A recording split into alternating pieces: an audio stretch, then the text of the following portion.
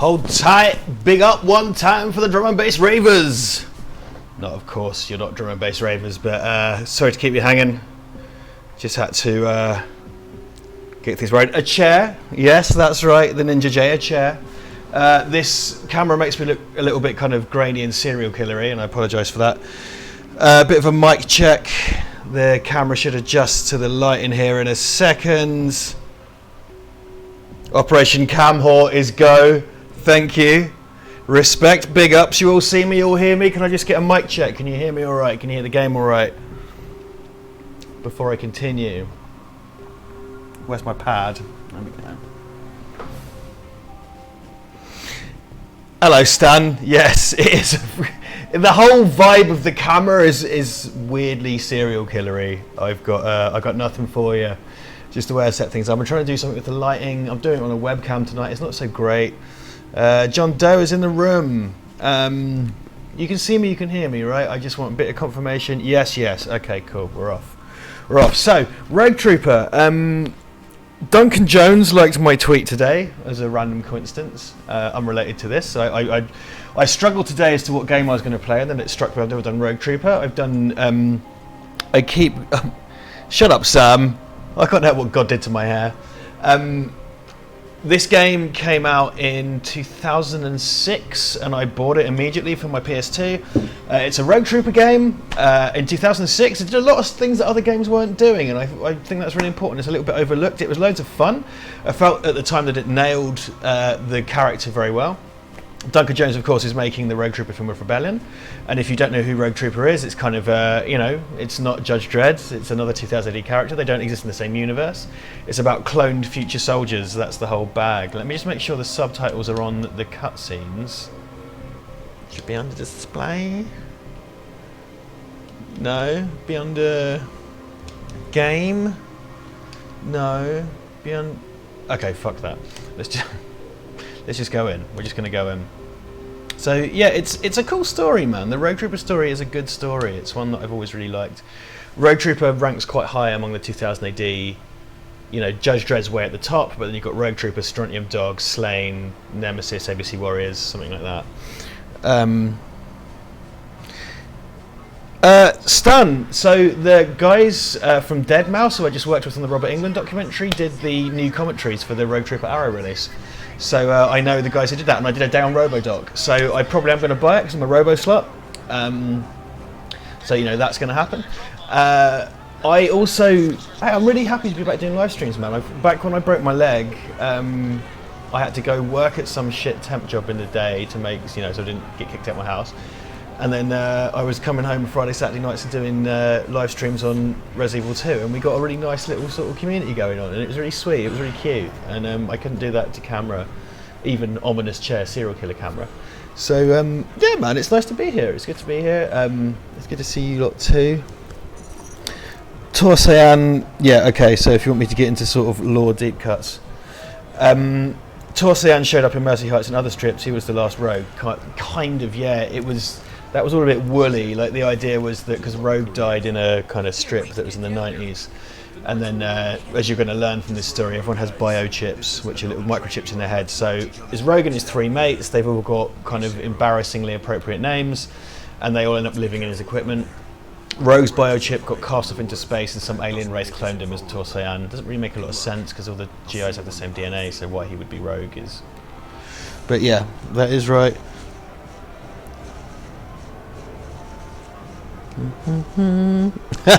Alright, Sam.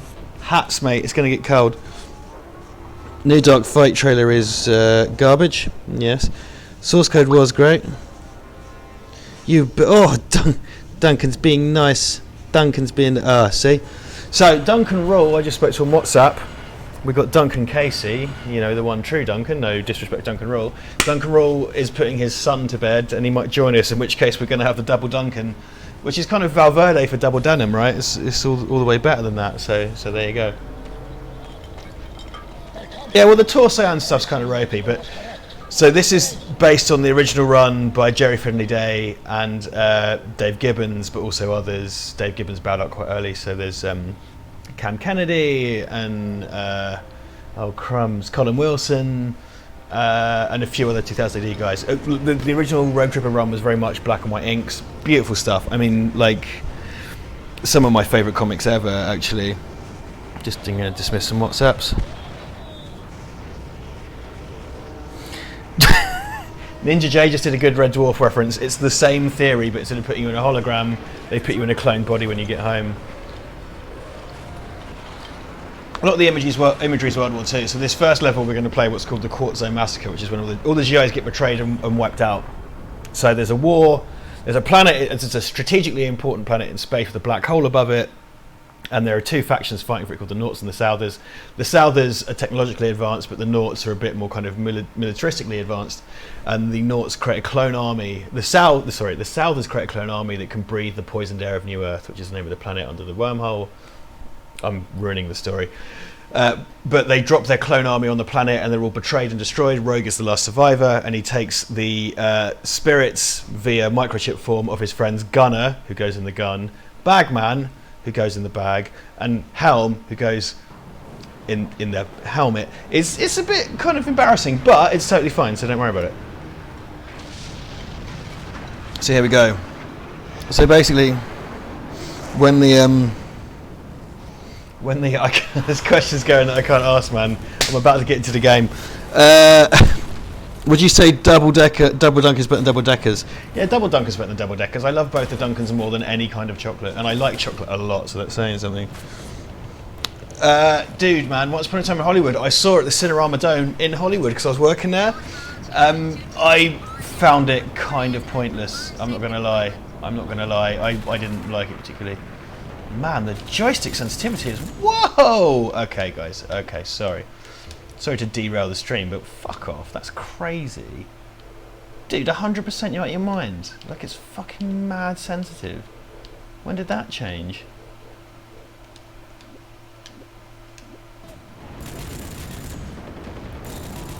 Okay, fine. Just acclimatising myself to the controls.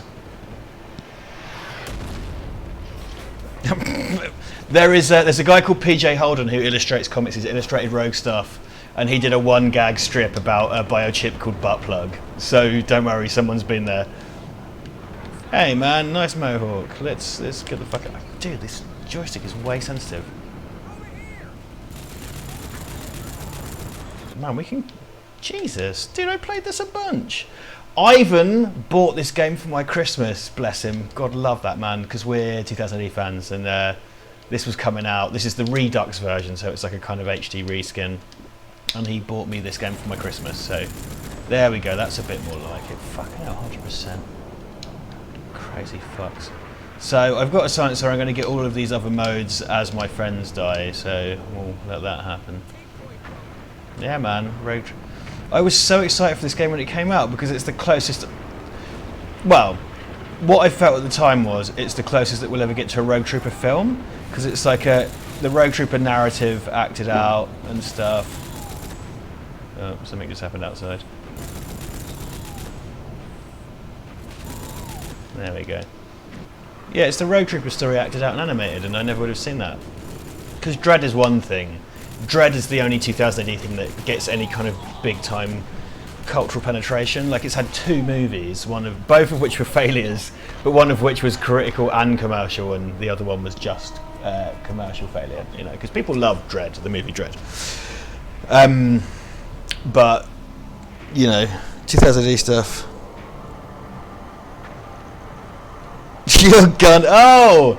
Now, Transatlantic. I know Transatlantic is undercover, actually, but Transatlantic knows who he is. And are you undercover, Transatlantic? Are you? Because I don't want to blow your cover. But we've been having some punny times today, and I know that Transatlantic is 2 people, and I'm pretty sure I know who's operating the account right now. Yeah, suck it, not scum.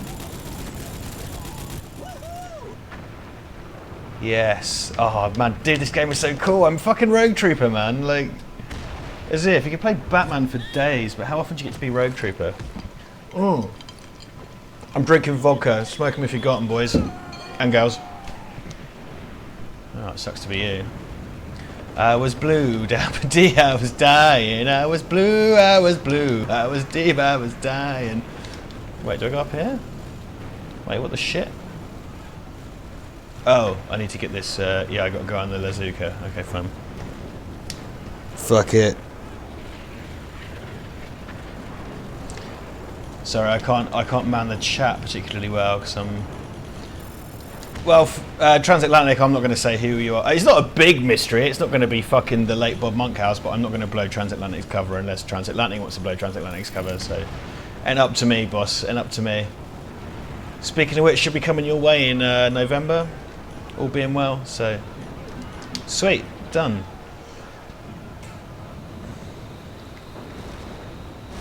Oh! Rude! Rude!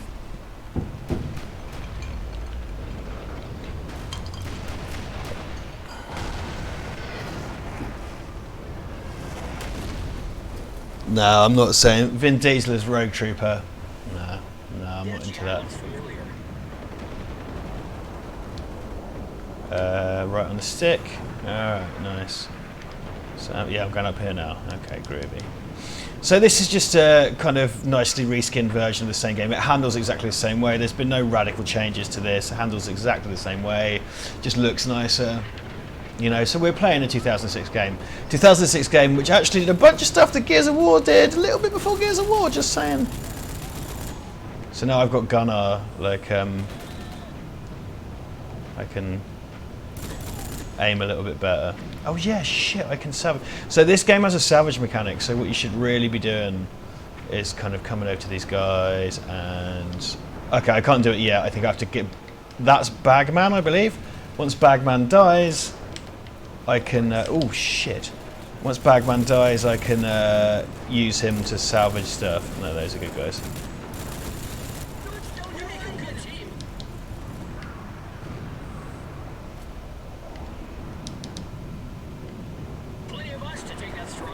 Yeah, let's take Stronghold, baby. What are you talking about?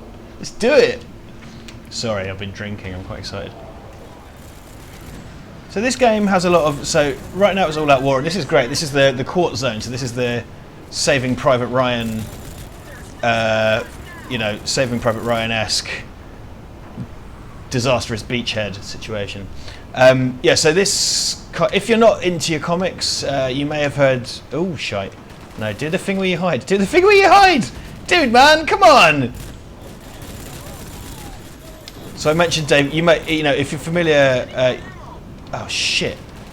Get your pistol out, get your pistol out. Yeah, pistol. Ah! God damn it, I'm too busy trying to... So I've got no ammo. Hold on, let me resolve this bullshit before I continue. Yeah, if you're not particularly a comics type person, Dave Gibbons co-created this. Dave Gibbons created Watchmen, and you may or may not have seen the Watchmen film. If you're in this room right now, the figurative internet room, you probably know that my feelings on the Watchmen film are quite dim.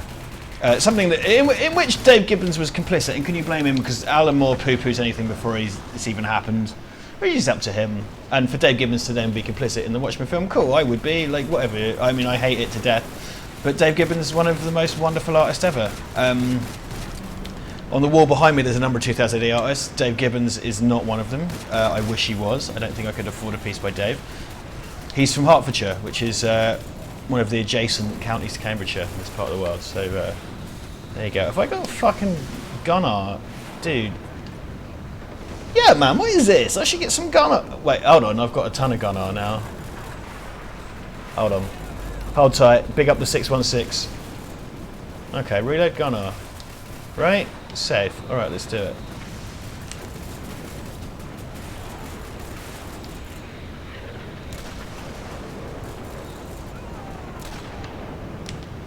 There we go.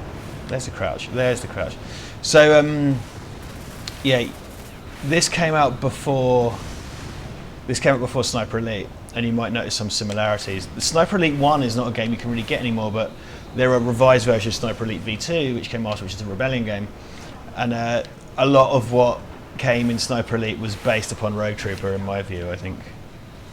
All this stuff, by the way, the minutiae of this, the ships and the tech, they're good Rogue Trooper deep cuts. Like, and you know, Rogue Trooper's a niche within a niche because people don't really, you know, people don't read 2000 AD in the way I'd like them to.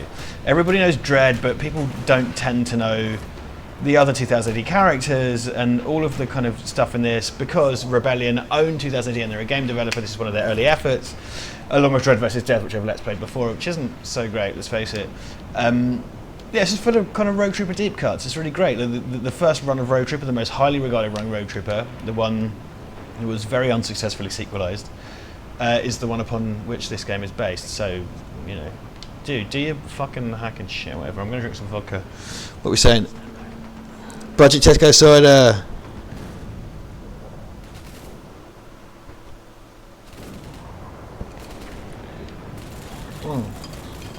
Guys, just so you know, I need to change the settings. But if you, I hate to say this, and we need to change the settings. If you swear in the comments, YouTube YouTube automatically censors them and I have to click show on my phone, which I'm trying my best to do, but because I'm distracted with the game, I can't necessarily click show. It fucking sucks, man. Like, that sense of me, right?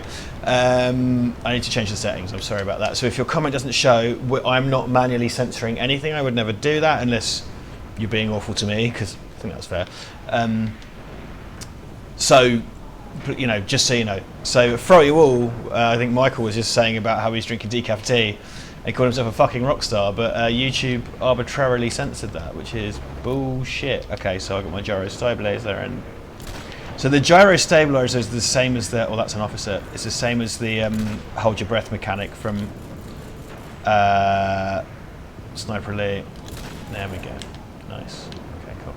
So yeah, humans can't breathe on this planet because it's been so poisoned by chemical warfare. So the reason my character exists, Rogue, is that he was cloned. Oh no, okay, glad I missed him. He was cloned as a genetic creature that can breathe on this planet. That's the whole point. So these guys, you can do sneak attacks, which we'll do later, where you tear their masks off, and it was something that Rogue very famously did, and it's in Dave Gibbons' art. It's really quite visceral. But you can shoot the oxygen tanks in the back and they blow up. So it's a bit like Far Cry did that, actually. Hold on a sec, speaking as a Far Cry fan, Far Cry done did that. Just saying. I'm just gonna come out on my YouTube feed. I want Ivan to know what Ivan has gone off to Ireland for the weekend, so I just want him to know that I'm roguing. Because I decided the game to be played long after he buggered off. Actually, because he went off about 11 o'clock this morning or something. Here's a funny story. I thought I was temping today at the British Antarctic Survey because that's up in Cambridge, and sometimes I go sit on their reception for a few hours. So last week I did 5 hours and got like 50 quid or whatever. And I went up there today and I walked in and they were like, hello, and I was like, cool, walk around the back, and they were like, what do you want? And I was like, oh, I'm temping here today. And they're like, no, you're not. And I was like, yes, I am. And I went, just a minute. I looked at my texts, and my contact at my agency, who is a wonderful person, she actually said to me, you're there on the 6th of September, not today. So I went out in like a shirt and trousers and that, and went to the Antarctic Survey when I didn't have to. Yeah, so that happened. But then I got to come home and I bought a webcam, and you know, I've been sending emails and doing invoices and all that. So whatever.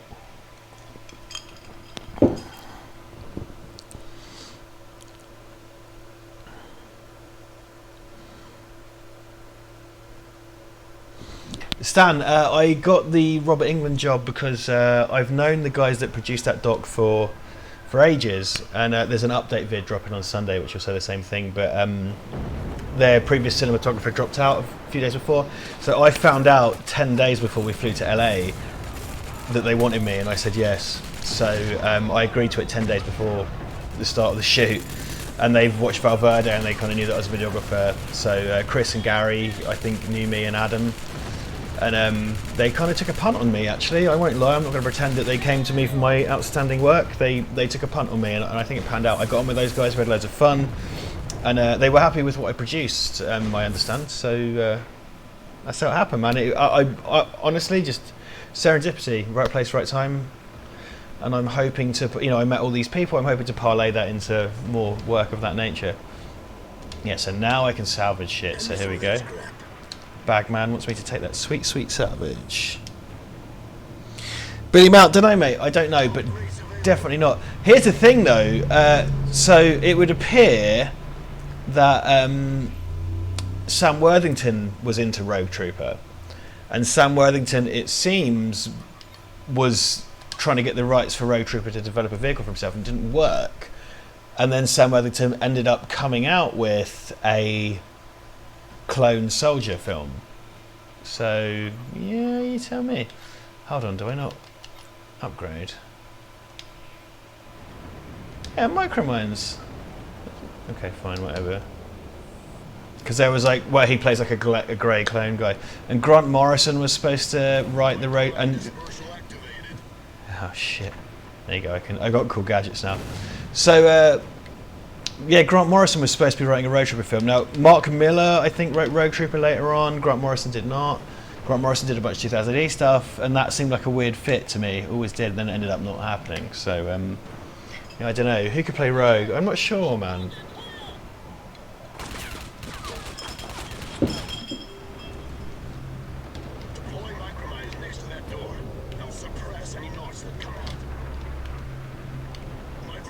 Yeah, so I've got my micromines. Did they actually go where I wanted to though? Dude, come on, man. They totally did.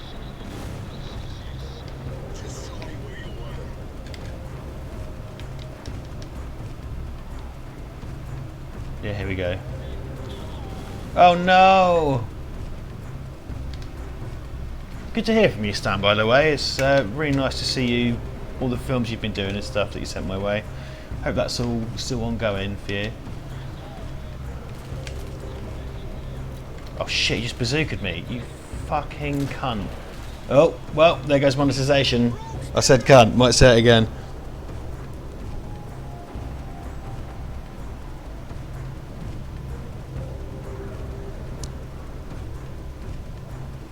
Yeah, no, Sam Worthington, man, he's not. Someone that I traditionally laid into a lot was Jai Courtney. And the thing is the Jai Courtney, I think, because like, dude, Terminator Genesis, all that stuff, Die Hard 5, awful. Suicide Squad is an awful movie, but when they let him cut loose, he's really funny. Like, Sam Worthington has been Sam Worthington, who sucks. Jai Courtney has been misused, I think, because there was a load of great comic chops in Suicide Squad. He's one of the best things in it. It's an awful film. If he's back for the James Gunn one, he'll smash it, I think.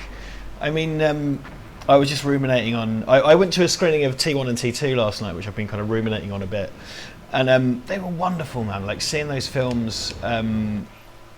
yeah, great, I can't upgrade, but now I can do the thing. I can make something useful from that scrap. Okay, dude, let's just...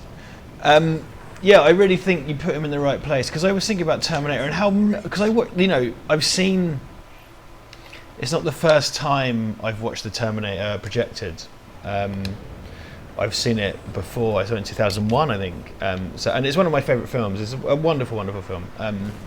For a number of reasons that I feel I can't talk about anymore because I've talked about the Terminator too much. People get pissed off when I go back to old stuff, but I'd like to do it in a more mature. I'd like to do it in a more mature way because I talked about the Terminator for Oliver fucking Harper in 2013 or something. You know, it's been 6 years. I think I could discuss that again. I think there's a lot to be said, and I think my opinion about it has matured. But one thing I particularly noticed was, like, you know, Michael Biehn is not Jai Courtney. Michael Biehn is not Jai Courtney, like, at all. It's a horrible miscast. But I'm coming around to Jai Courtney. Sam Worthington could go do one, but Jai Courtney, there's something there. Yeah, so why are you putting me here? Because it was really...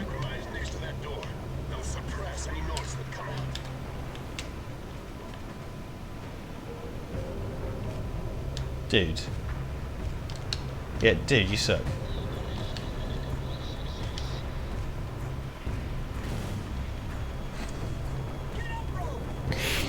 Okay.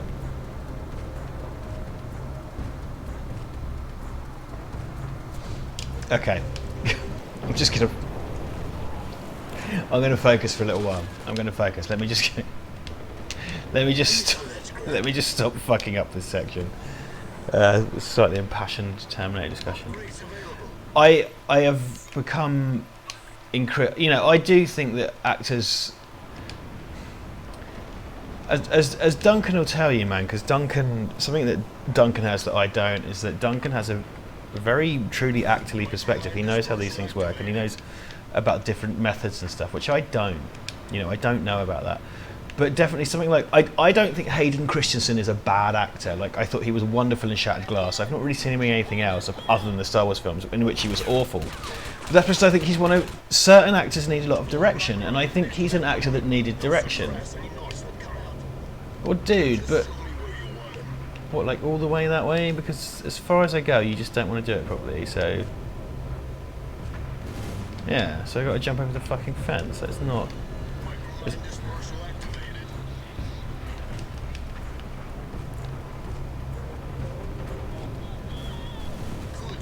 Sweet, okay.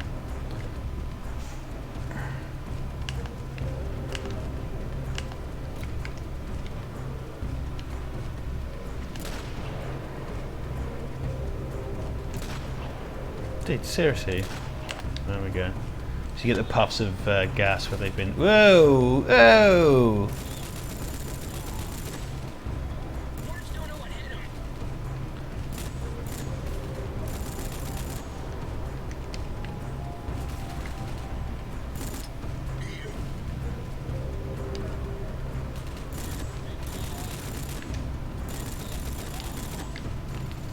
Here we go. Okay. Oh shit, now yeah, here's the thing. It's sort of like, this is a mechanic, like it's in the Far Cry games these days. It's just to take the scrap off of people. But right now we're going to blow up this motherfucker. But yeah, you have to, you know, it's a bit more it's a bit kind of basic here, but you take the scrap off people and use that to then manufacture parts and stuff. And okay. So there's I had a conversation with Duncan. Duncan was here yesterday. We recorded some new episodes that are coming out soon. And also, funnily enough, someone was saying to us, like, you should do Ghost of Mars. And me and Duncan were going through this whole thing of saying, like, Jesus Christ, like, I could have sworn we did Ghost of Mars, like, as a ep. Like, we totally did it. But yet it was there on the channel. And I even said to Duncan the other day, like, dude, did we do Ghost of Mars? And he was like, I've looked on the channel, it's not there, we didn't do it. But I had this kind of mad paranoia where I was like, I really feel like we did, man, because Duncan and I had like a really funny experience together where we were trapped in a hotel room and watched Ghost of Mars together. And it's like, I swear we did that. So I had to go get, obviously, so I do, oh God. So I do a videography as a full-time job, right? And when people pay you for your video, you have to keep it backed up in case, because you upload it, and there's a statute of limitations, it's contract based, but you have to keep all your shit together in case you lose it or whatever. So I have a backup drive, and the backup drive is kept in a certain place, and I bring it out and I put the Val Verde stuff on there. Generally speaking, it takes a lesser priority than my pro work, but it's there. And Duncan was like, dude, man, we never did Ghost of Mars. And I was like, Jesus, I think you're right, I don't think we did. And then I had to bring my backup drive down for an unrelated purpose, like yesterday, because we recorded and I had to back a bunch of stuff up. And lo and behold, Ghost of Mars is totally there, and there's no problem with it at all. Like, because sometimes if on Patreon you can watch Cybercop 2, because there was a problem with the cameras. So it's like it's a section of it that there's no video, and we can't release that to YouTube, but like give that as an exclusive to the Patreon people for them to watch, and so forth. And I was looking around, man, and it was just like, holy fuck, there is 100% a complete episode of Ghost of Mars. So I must have called Duncan up and be like, dude, we're out of episodes, you got to come over right now so we can fill up the gap. But actually we had a week grace period where there was 100% Ghosts of Mars. So Ghost of Mars, if you're on prick. Ghost of Mars, if you're on Patreon, is out tomorrow. On Patreon. It's going to come out on Monday. And I'm going to put a little comedy kind of card going in, like, dude, ow.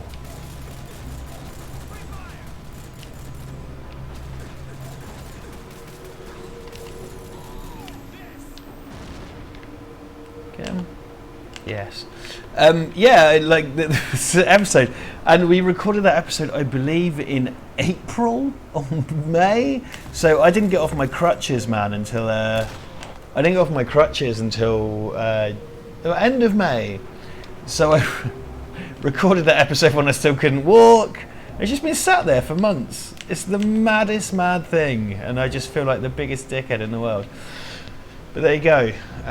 So me and Duncan, we did Die Hard 4.0 / Live Free Die Hard. We did Mars Attacks.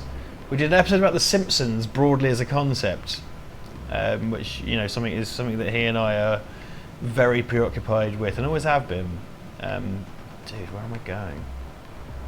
Over here? Ugh.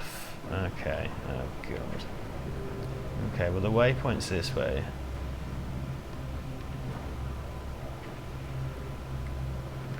Okay, everything's fine. I don't feel like a dickbag whatsoever.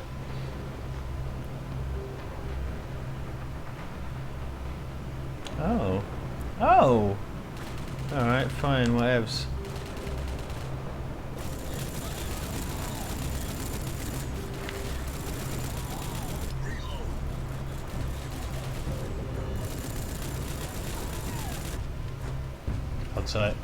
Hold tight.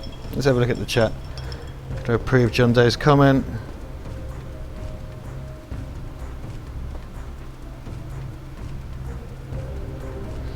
Yeah, Ian, man, thank you for yeah, Ian, thank you for your patronage, man. That's very much noticed. We had a little chat, didn't we, on the messages. I've been trying to censor our swearing, man, but we get very little from YouTube. We get about a couple hundred quid from, well, about like 120 quid from YouTube every like 3 months. It's like 40 quid a month from our ad rev. You know, and actually, it's the patrons that keep this going. And if you're not on Patreon, dude, that's fine. Oh yeah, I need to be collecting their fucking salvage, man. Yeah, if you're not on Patreon, man, that's fine. We don't expect everyone to be able to pay for this bullshit. So don't sweat it. Anyone who puts their hand in their pocket is doing us a big fucking favour, because frankly, do we deserve it? Really? Look at the state of this. But yeah, look, like, we've got 46 in the chat. If you're in a chat and you don't want to speak up, then please speak up, man. I've experienced this before. I met people in person back when we were doing live shows for Cuntface. Yeah, I'm calling him Cuntface. We're doing live shows for Cuntface. People come up to us and they were like, "Oh, look, I mean, I've been watching you for ages, but I'm too shy to come out in the chat, and I just want to come and say hi to you in person." And that's really lovely, man. Like, if not piping up in person isn't your bag, that's fine. Like, I'm not going to make you do that, but like, if you want to, if you're on the cusp about sort of piping up, please do, man. I'd love to hear from you. If you've never spoken to us before in the chat, just say hi. It's difficult for me to read everything right now, but please say hi. Okay, let's see what we can fucking. I want that, and I want that. And I want that, and I want that, and I want that, and I want that. Medipacks, yeah, let's not fucking die, eh?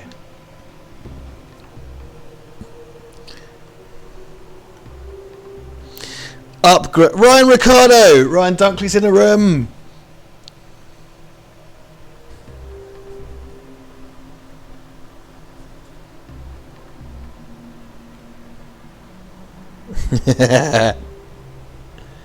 Defcon cunt face. I just to be 100% clear, I, Richard Jackson, do not speak on behalf of Duncan Casey. I mean that as well. Thank you, mate, for being in a room. I do not speak. My words are my own. Let's hope that never gets read out in court.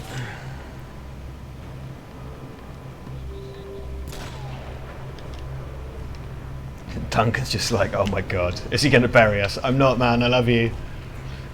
My words are my own.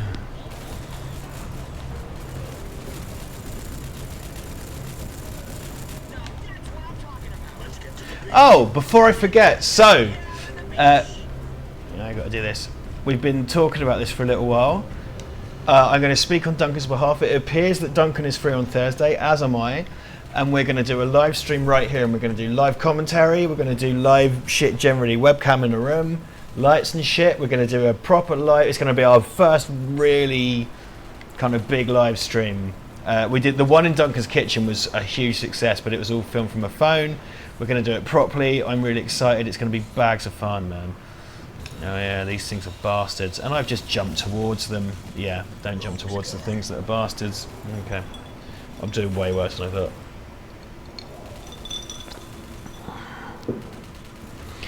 Jack Goes Fitness Vlog, get on it, boy!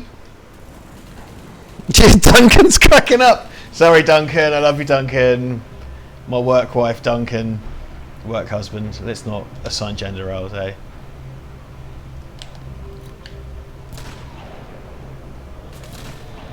Forgot I've got a silencer. There's something. This game gives you lots of tools, which is kind of great, and it's the Rogue Trooper way. It's the way it should be.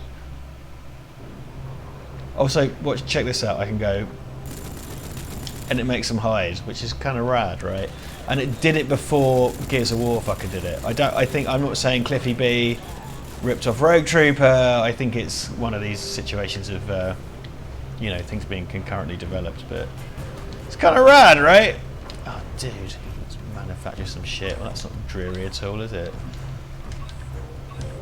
This mechanic kind of dominates the game now, by the way. Big up to those who know who Cliffy B is. No. Yeah, gone off, please.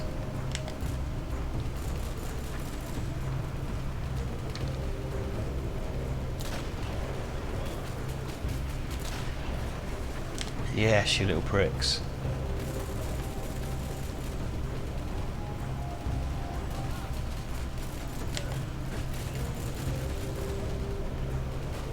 Oh, motherfucker, what's going on? What's good? Give me some health, you motherfucker. Right, after we get out of here, there's a kind of a stealth section.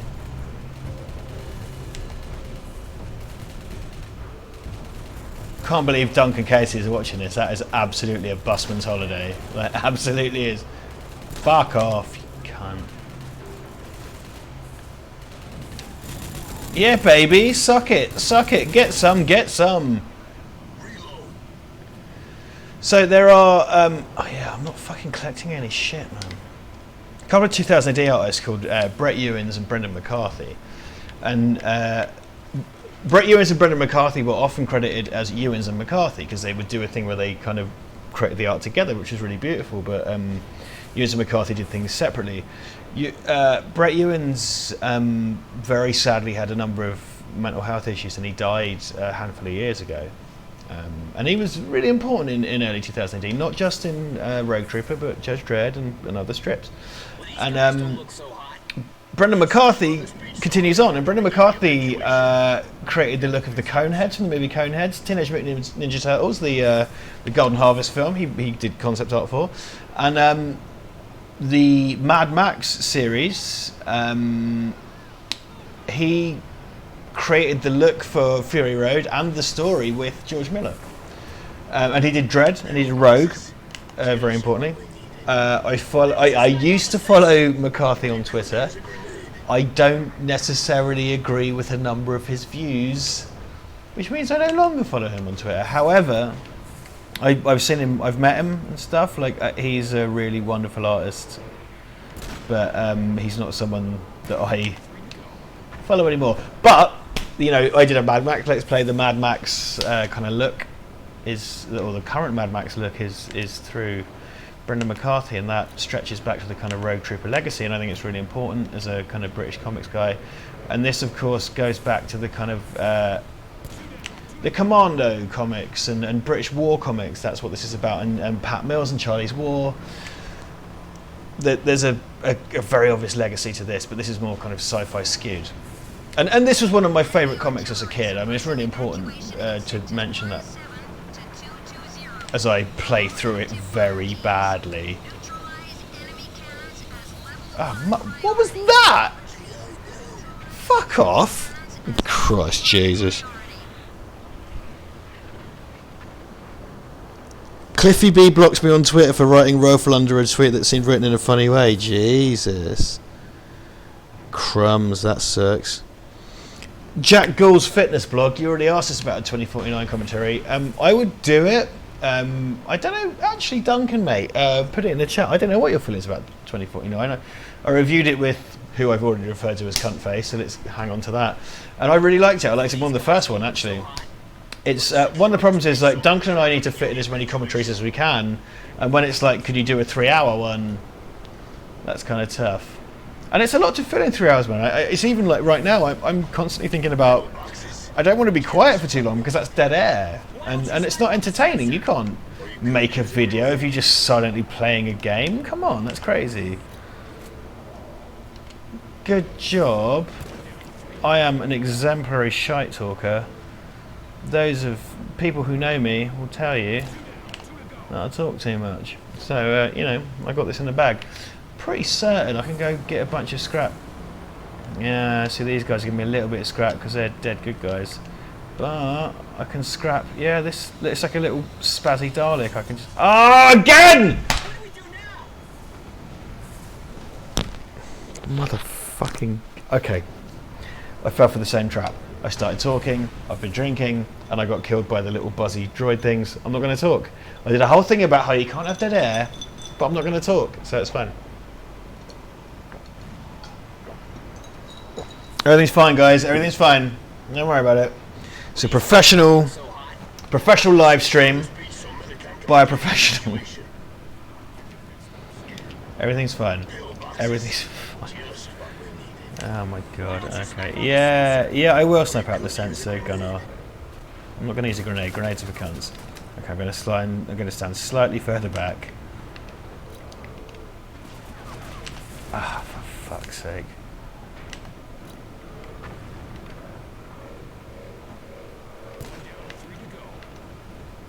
Three to go? You talk about motherfucker, there's like one to go that I can see. Where are the little buzzy cunts? Yeah, cunt. Demonetize me, you pricks. See if I give a shit. Hi Duncan, love you. Also, this is all pretty reminiscent of the Terminator Future War, right? But this came out in 1982. That's what I'm saying, it's just what I'm saying. It's just what I'm saying. Yeah, look at these little fucking pricks.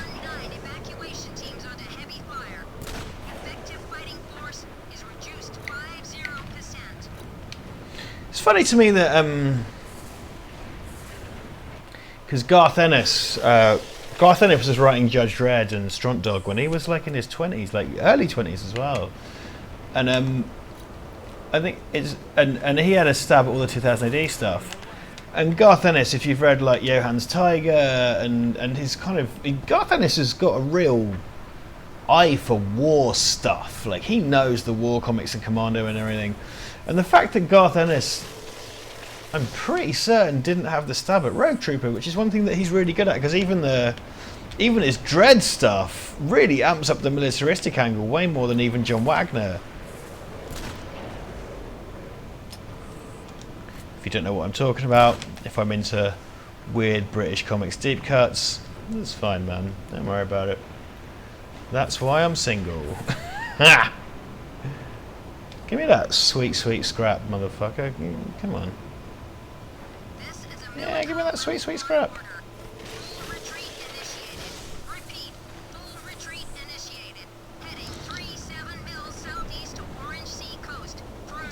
Oh, Natty. Alien Isolation, mate. What a game. I thought about doing tonight was advancing the story somewhat, get through kind of the boring parts, so then me and Duncan can jump on together. Because the problem with Alien Isolation is that me and Duncan should do it as a team. Oh fuck. Duncan and I should do it as a team, but it's a long motherfucker, and we can't get together enough where he can come over and spend the night so we can do Alien Isolation. So yeah, that's a tough one. And I said that the first. Yeah, suck on that.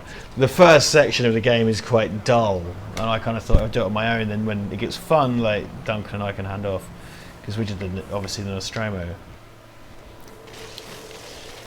Who's the one who's got the club that's made for you and me? R-O-G-U-E, Rogue Troopery. I'm gonna drink my drink anyway. Ah, fuck off. Honestly, being in the army seems dreary. I mean, I love shooting and I love action. It just seems dreary. And obviously, you're not getting your dick blown off by an IED. Then they won't give you a parade. Ugh. Brutal. Hold on. Yeah, give me that sweet scrap. Who's the one that's got the scrap that's made for you and me? M-I-C-K-E-Y-M-O-U-S-E. This is back the way I came, eh? Yeah, this is where I came into this. Ah, bollocks.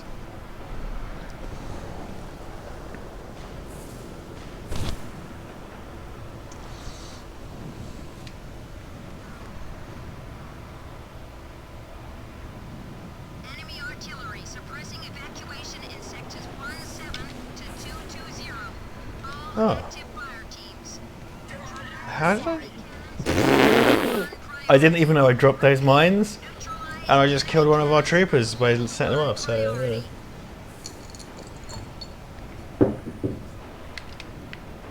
Game to this era, man. Ooh. Alright, cunt. Fuck's sake. Oh, look at that machine gunner. I bet he could make a 28-minute retrospective on Master of the Universe.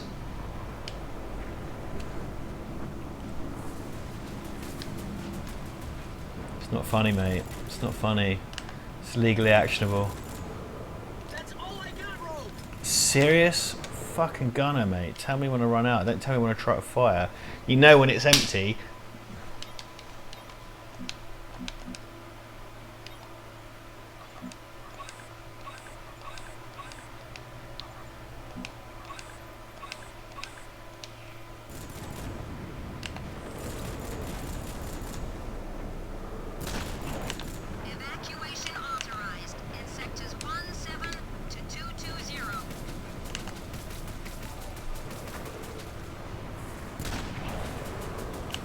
Oh, Sean. Dude, thank you. Sean just gave £5. Cheers, Sean. Thank you very much. It's not the first time you've reached into your pocket, mate, so... Oh, Jesus. This fucking cunt. Yeah, fuck you, mate. No, alright, let's chuck a grenade up there, shall we? Who's the one that's got the nades made for you and me? M-I-C-K-E-Y-M-U-S-E, Mickey Mouse, Mickey Mouse.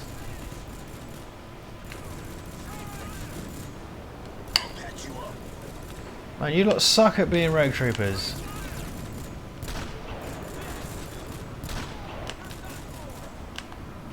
Come along and sing a song and join the jamboree. M-I-C-K-E-Y-M-U-S-E. Who's the one that's got the club that's made for you and me? That's kind of weird and culty, isn't it? It's funny though. I think it's funny, so that's basically fine. All night long, all night night long. Oh, can I sneak up on this guy? Okay, sweet. I haven't done any stealth kills yet. Oh, that was disappointing. Hee Shaman! Dude, that guy was armoured to shit. The kind of stealthy stuff comes into play more after this, so.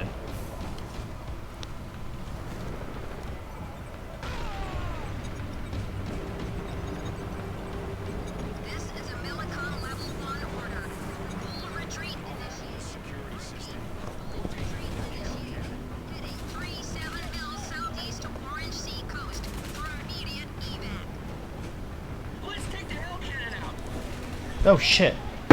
Sorry, that's going to be probably quite amusing to people that saw that.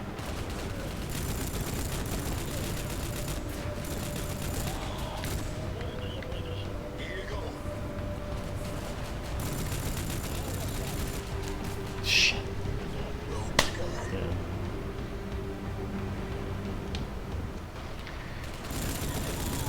Sneaking up on him was a waste of fucking time. Here comes his bum chum. Shouldn't say bum chum, that's not very politically correct.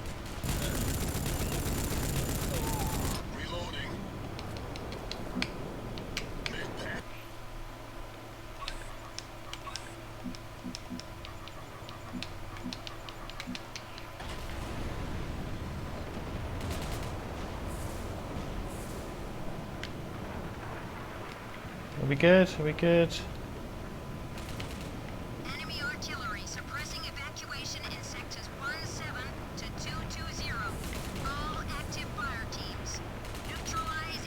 Oh. Fuck off, you cunt.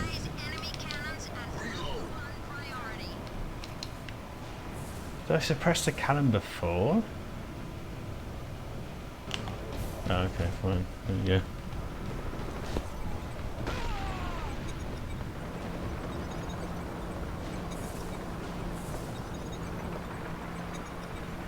blobfish cosplaying as Mark Lamar.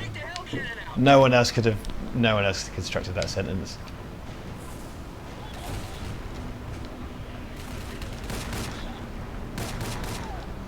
So Rogue's got his pistol right now, my GI pistol.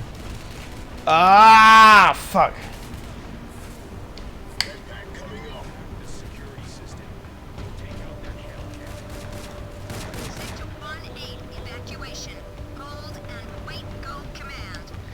So the concept in Rogue Trooper is the GI's equipment has a slot, so of course when you die, like I explained, your brain gets put in the slot. And there's I'm pretty sure it's Ewens and McCarthy, or one or the other, or both, where Rogue's walking through the desert, because most of the strip takes place after this massacre. And they find a pistol in the desert, and it has a biochip in it, and it's a Major called Major Magnum, because everyone has very obvious names. And he's gone mad because he's a discarded pistol lying in the desert for months, and he's gone nuts. But technically he outranks Rogue Trooper and his guys.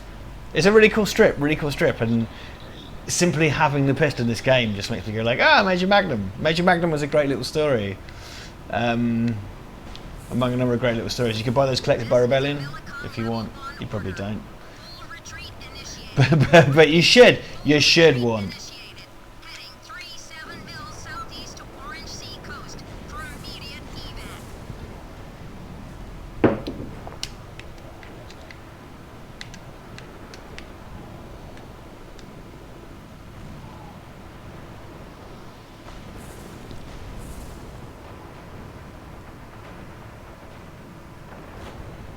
Maybe you shouldn't be living here!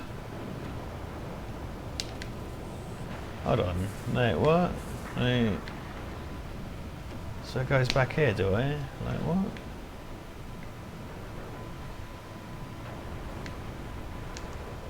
Shouldn't have had a drink, should I? Really? Silencer. What are you trying to say, Rogue? Yeah, so this guy can scramble all my equipment. So if I kill him like that.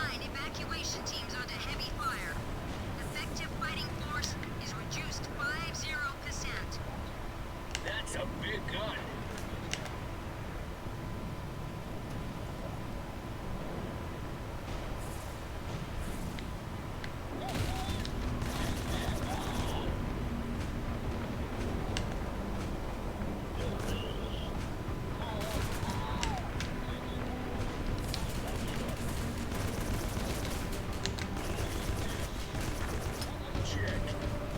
Dude.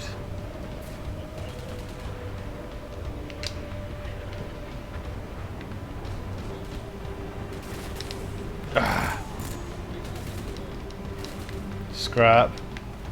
There we go.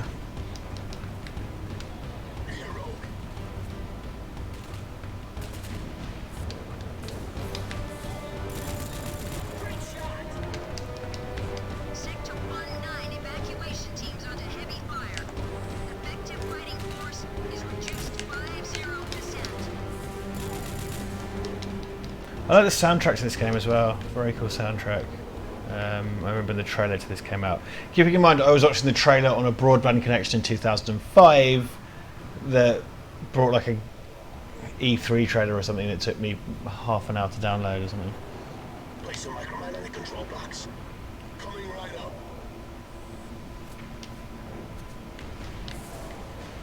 Put the micromine down. There we go.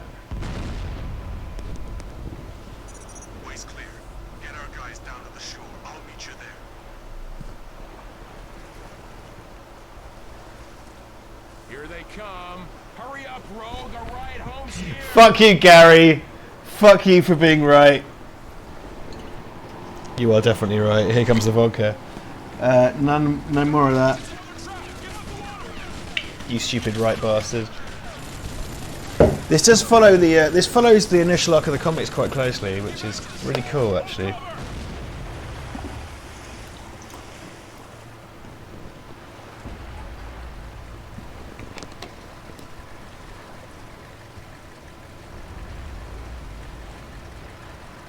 Scrap. Scrap everywhere.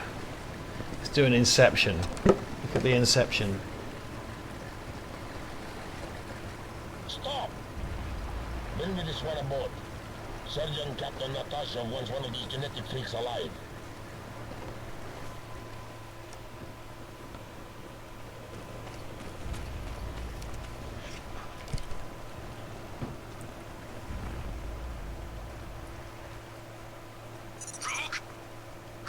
Helm. Come in, Helm. They're taking me to a naval base to the south. Shut up, Scott. Shut In up. there. That's not the point. Could be another trap. That's a chance we have to take. What about Mulligan? Forget Millicom. We don't leave our comrades behind.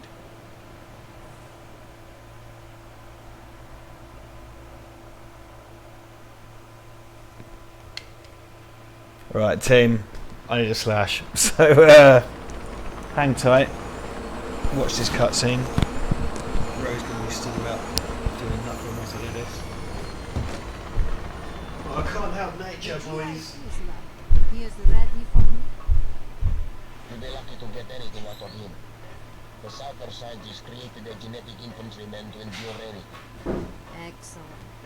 I enjoy a challenge.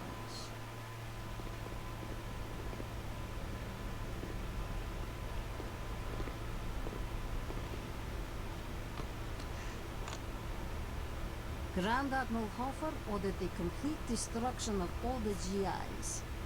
But that doesn't mean I can't do a little experimentation first. Shall we begin, GI?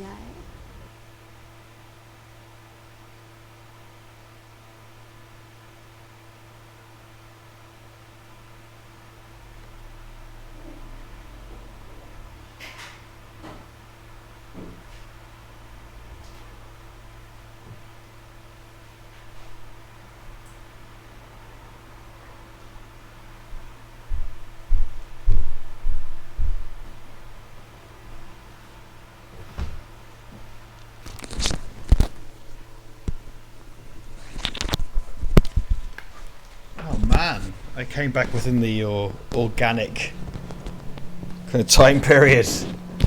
Embarrassed that I didn't do my fly up. But that was basically a natural break. So good work, everyone.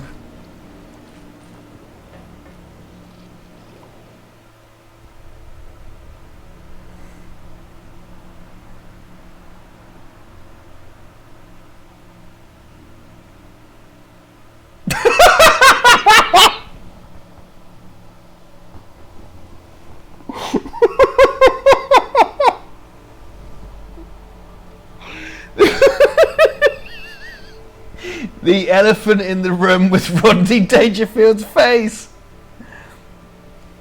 No comment.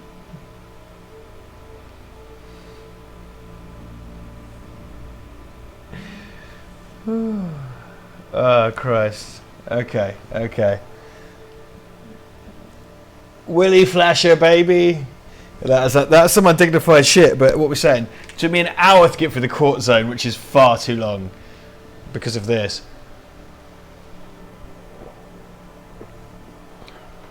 Oh, jeez Louise. Alright, let's do it. This is a...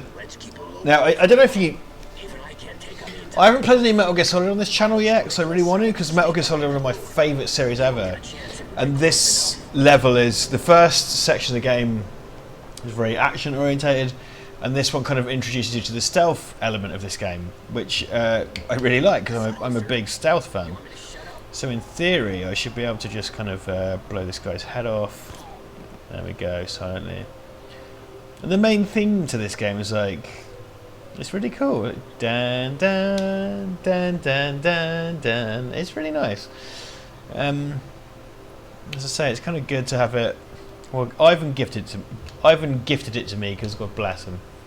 Yeah, dude, I know. Because we're both 2000 AD fans, so that was lovely. And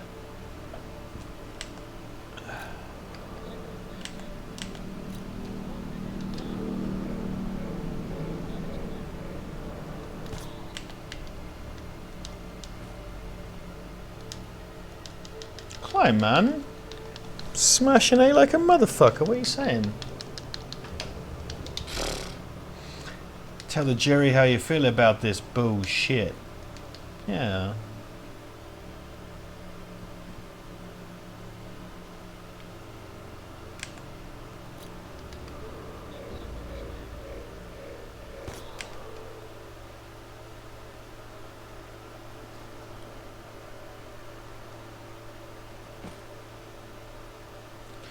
Duncan, entertain the boys and girls. I got some stealthing to do, boy.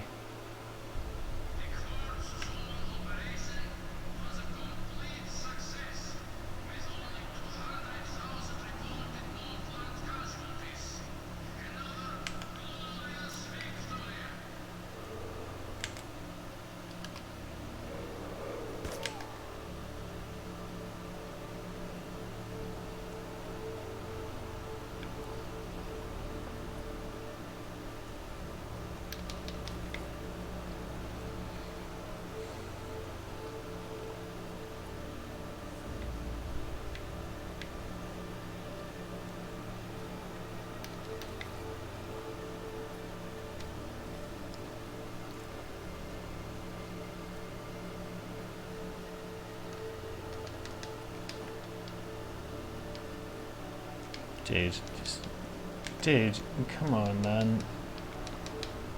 Fucking shit. Wow. Games of this era. Jesus. I should know better, man. I played games of this era.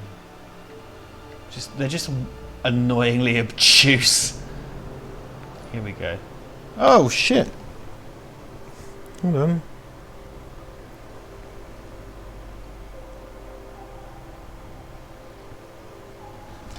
You can get a personalised message from David Hayter for $75, and Gilbert Gottfried is quite cheap as well. Colonel, Colonel, this is Snake. We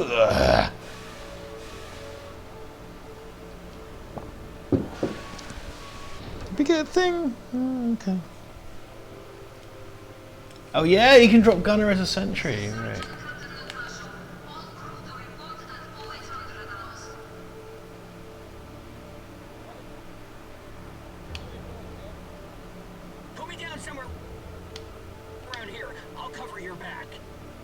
Distracting nodes, we can micromine that control panel.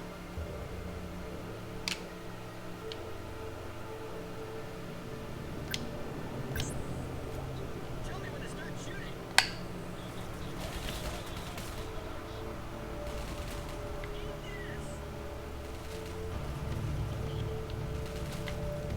There's a control panel, boy. No.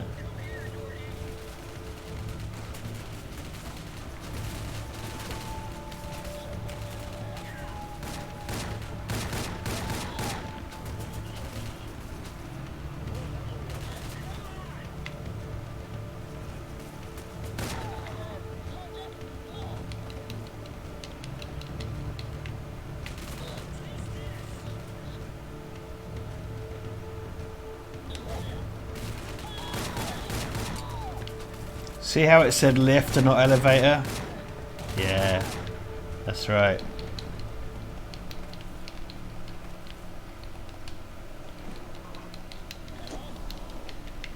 Come on then.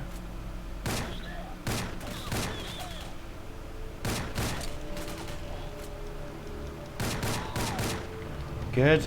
My shoulder's in the way of any potential combat.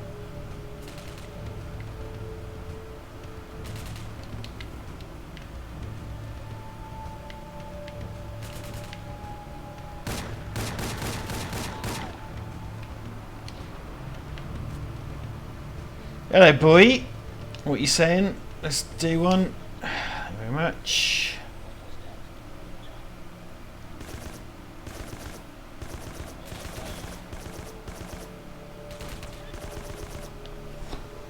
Here you go. Fuck off. Do one, you can't. Reloading. Sorry, very intense combat, boys and girls. Whoa! Whoa! Whoa! Whoa! Whoa! Whoa! Rude! Didn't even ask. Pricks. I get a shotgun yet? I want a fucking shotgun upgrade, you cunts.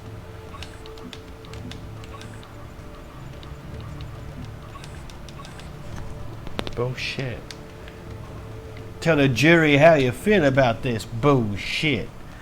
It's a NWA reference for those of you who enjoy those. Definitely some of you. I've still never seen Straight Outta Compton, by the way. Huge NWA fan when I was a kiddie. I still am, man. They're fucking great group. Like fucking Ice Cube, man. The Predator. What an album. 2001 as well. Dre. Like Dre's a shit rapper, but what a producer. Oh my god. But you know, I've never seen Straight Outta Compton, which is produced by Dre and Cube, who were supposedly enemies forever. But sorted the differences out when there was loads of money involved, didn't they? I'd be like me and Duncan. Me and Duncan making the Val Verde story. It's going to be great. You wait. Right, hold on a fucking minute. Right. There's something to be said about approaching this drunk, because your judgment just... A tank shot. The enemy's air tank. Yeah, I know that already. Whoa, whoa, whoa, whoa. Alright, don't take it off, boss. Keep it on, son.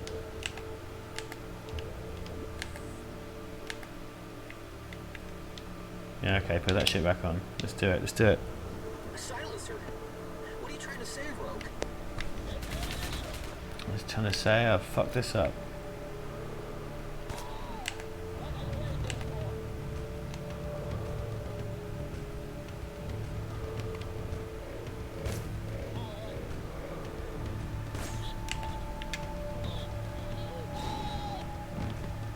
Suck on that.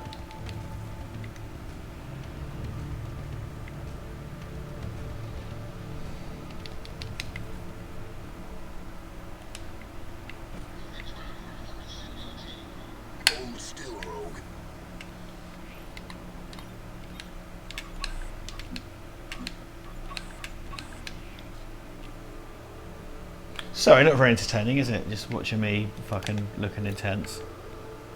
I'm not even sure that I'm capable of looking intense. There's no still image of me that looks serious ever.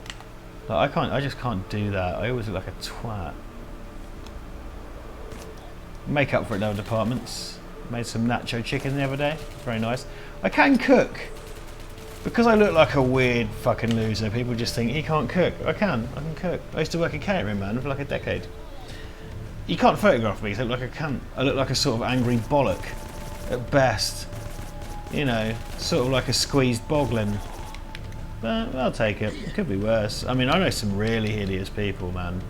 You grow up in East Anglia, you meet some ugly motherfuckers, like, you know what I mean? You can't reach that control panel. Blow something up. Give the Nords a reason to come over this side. He's got a point. Can't believe I'm agreeing with Governor.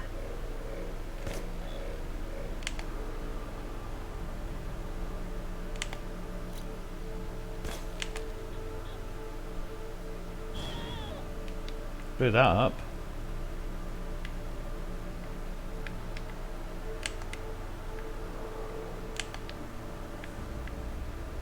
Ah, did an actual thing.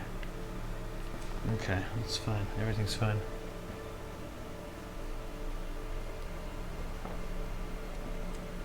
It's clearly this way, so you know.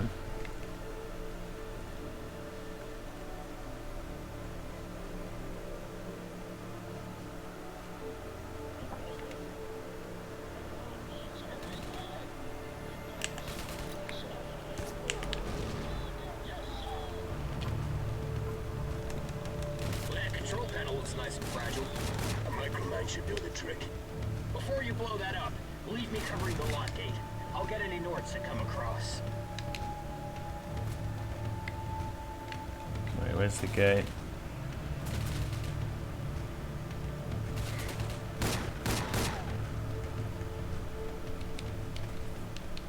This is a nice thing that occurs in this game. You sort of let down the, you put Gunner down, and then you let Helm hack something. It's just a nice kind of thing where you have to strategize. Back here? Okay. Ah, fuck it, whatever. I'll manage, I'm not a cunt. Oh, Jesus.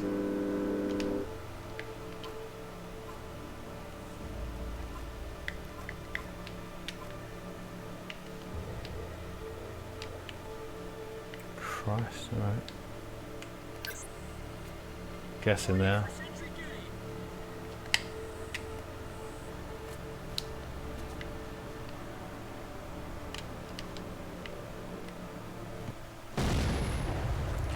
So when you have all three, Helm will hack, you'll micromine, then you'll put Gunnar down.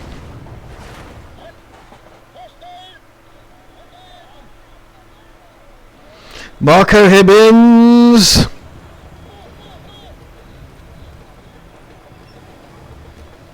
What are we saying about like Choco Leibniz? Choco Leibniz are wild biscuits. That is a fucking good biscuit, man. Like the problem is it's too much. It's more machine now than man. It's more chocolate than biscuit. But that is a wild biscuit, son. Like what are you talking about? Like, it's crazy good. Too much chocolate, if anything. Dude. Gunnar back. Yeah. What was I covering? What was I even covering? God, I'm gonna get bummed, aren't I? Hoorah! Hoorah! Hoorah! Oh. No, just tick it off, just tick it off, just tick it off. Easy to lose track. If it's too loud, you're too old.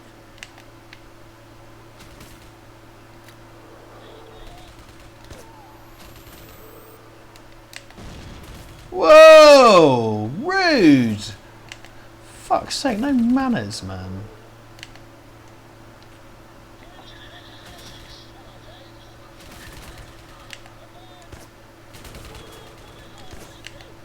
You're gonna die. See? Told you.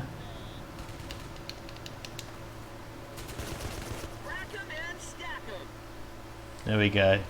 Banging, mate. Smashing it out. Don't worry about it. Doing some rogue trooper business. 50 people in the room. That's impressive. How often do I get 50 people to listen to what I say? And I'm not. I mean, that kind of assumes that 50 of you are actually listening to what I'm saying. Which is optimistic, frankly. But at least you're here. You know what I mean? Know what I'm saying? Get some 2000 AD love. Don't worry about it. It's embarrassing. I'm embarrassing myself. But, you know, it's fine.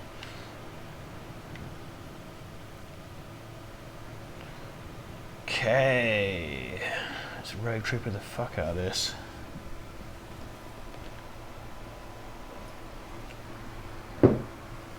Shotgun. Yes, mate. Let's get that shotgun fucking upgrade. Are you kidding me? Ah, dude. Now I can take on the whole fleet. Because I didn't. Well, you can't. Because I didn't collect all the fucking salvage, did I? Yeah, there we go. Well, I can't select it because I don't have it. Stop rubbing it in, you fucking jebend. Fine. What's the deal? Wait, what?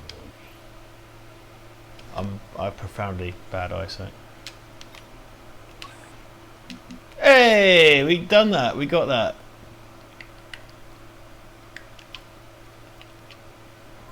So now my thing always was this, because he kind of locks on. So if you sort of dive and shoot, you get that sweet shotgun action, but you can't take damage. So that fucking blows though. Like why set this up as the shotgun scenario? Because I can just go to Gunnar. There's a silencer on. Dark. Ah, fuck's sake. Yeah, alright, let's go shotty.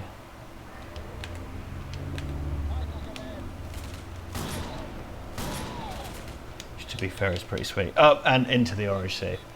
In Rogue Trooper, or the kind of Quartzo Massacre, the sea is the Orange Sea, which looks like Fanta, where you die. I mean, I sort of try to be on brand with 2000 AD because it's my favourite thing and it's a small thing, but I'm not doing it well at the moment, am I? I'm just making a cunt. I'm making a cunt of the brand and myself. Yeah, I'll do that. Oh, man. Okay. Got the silencer on. Everything's fine. Let's go in for a fucking. Wait. You fucking what, mate? Oh, what? What? Did you see me come and say what? No, you didn't see me coming. Like, come on, what are you talking about? Shite. Oh, shite your brakes, you cunt. No, that's what I'm talking about.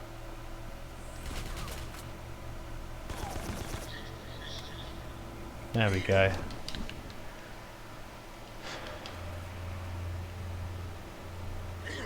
You fucking ball bag. My mum would be proud, she'd know. She knows. Right, give me that. Give me that. Oh, suck it. What, for real? I can't...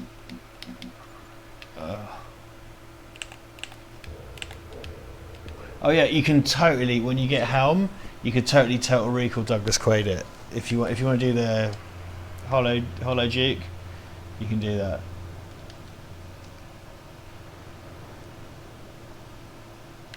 Ooh. So you get more scrap. Oh shit, really? You get more scrap if you stealth kill.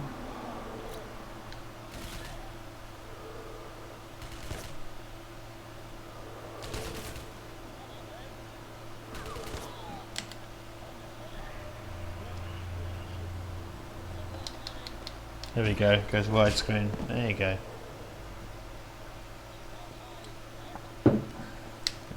Scrap for that. All these fuck bags. Literal bags of fuck. Fuck bags, if you will.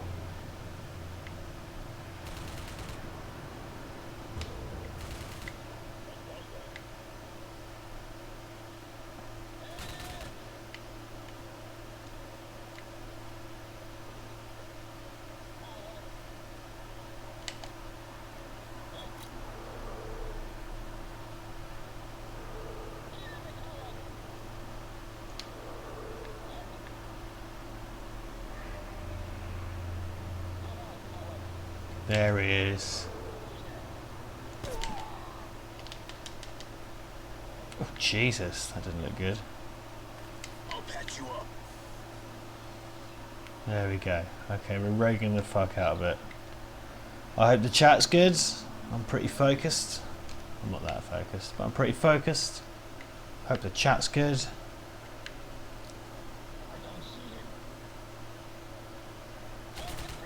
Oh, come on, man. It's just rude. Like, it's not easy being blue.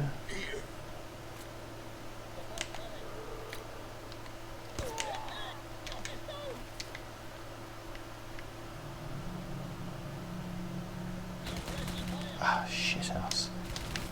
Shit house. Okay, here we go. Where is this cunt?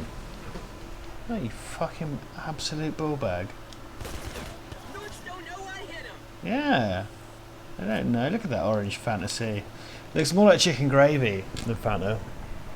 And I quite like chicken gravy. Can you imagine if there was this chicken gravy ocean? Just like, oh well, you know, east, south and west are all water, but north is chicken gravy. Ah, we'll be all down there all the time for jug. Come on. It's not great for the chickens, admittedly, but we'll be down there all the time. Don't call me a cunt. Right, give me a... Yeah, about time. Alright, give me that sweet, sweet scrap.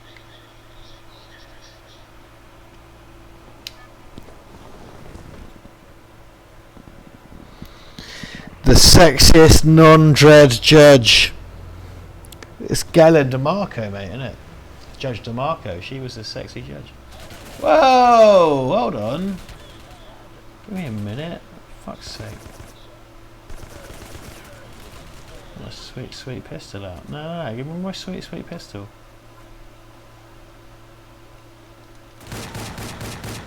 Do not underestimate the pistol in this game. It's actually pretty sweet. Look at that.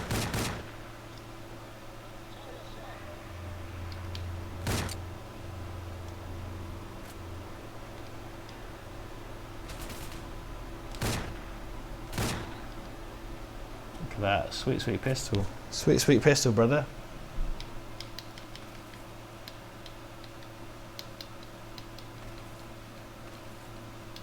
Yes, get that salvage, son. Ooh. Oh, I love being a rogue trooper. I'm just well good at it. Well good at being a rogue trooper, son. Coming right up. Yeah, well, thanks very much. I'm good at being a rogue trooper. Don't worry about it. Who's the one who's got the club that's made for you and me? MICKEYMOUSC, Mickey Mouse. Mickey Mouse. Oh, say what?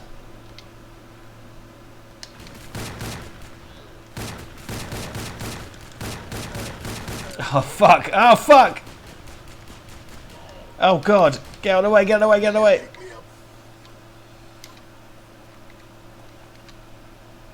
Well, I sucked the fuck out of that. Where that shot you, man? Where's this cunt? That's what I'm talking about. Do that roll of the shotgun? Damn. Fuck. Oh, what? Rude. Oh, I fucking bother, you cunt. Absolute pile of cunts. You come round here, you try to be nice. They just fucking like machine gun you. I'm blue, I'm a D, I'm a die. Yeah, you what? You fucking what, mate? Yeah, come and get some, come and get some. What are you talking about? Oh, and you? Yeah, nice kneecap. Shame if something's going to happen to him. That wasn't very dignified, sorry. But yeah, you get the point. I'm not a coward. It's one of me. I'm not even wearing a shirt, you cunt. This is the worst, I'm the worst. Okay.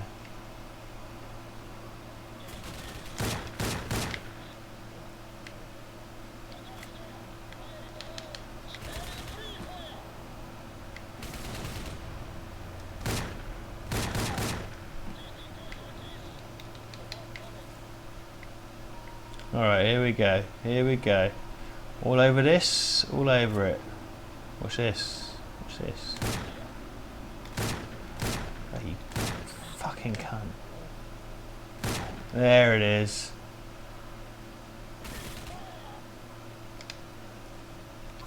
Let's get the shot out. Let's blast this cunt. I didn't get the shot out. Alright. Whatevs, whatevs. Yeah, it's true. We're getting increasingly slurred. And bring the Norts running. Pull me down by the exit. Let me cover anyone coming to investigate. Where's the exit? Over here? Oh, it's got to be that valve, right?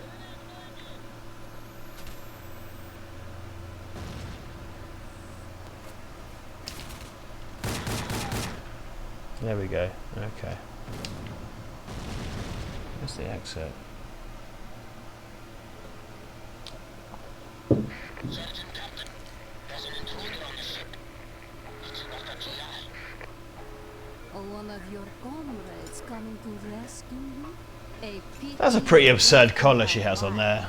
That's like Harry Hill levels of... You genetic infantrymen are supposed to be immune to every type of poison. Let us see how true that is. Well, Sam Veal is in the chat, it seems. Thank you, Sam. Good to see you. Keeping it quiet, but Old Magix is here.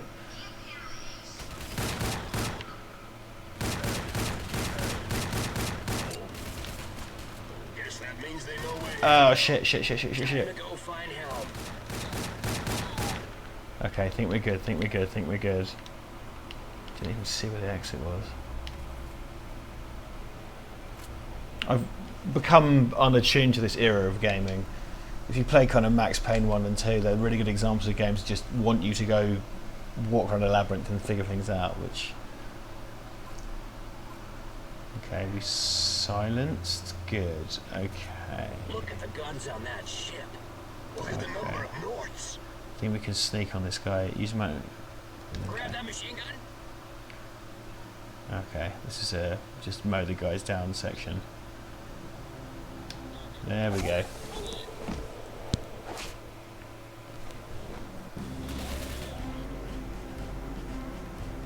Oh, Nicky's off. Bye, Nicky. See you, mate. Oh God.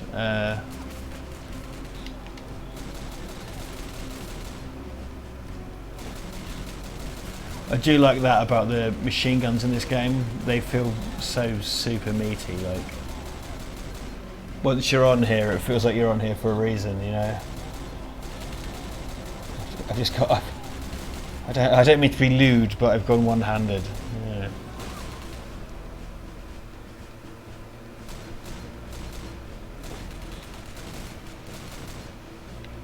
Okay, here we go.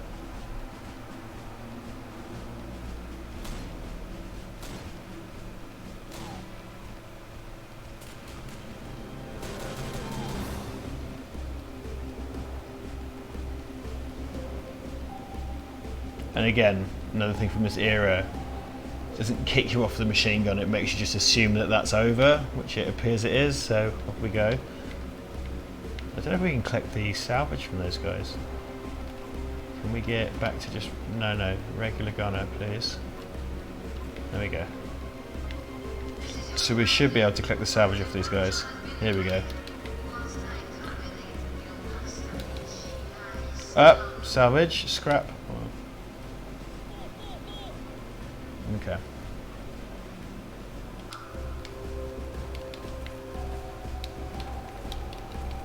Bullets aren't gonna even dent this guy. I don't think frag grenades gonna help either. A scrambler grenade might be more effective. Okay, here we go. Oh yeah, so this is one of the... Okay.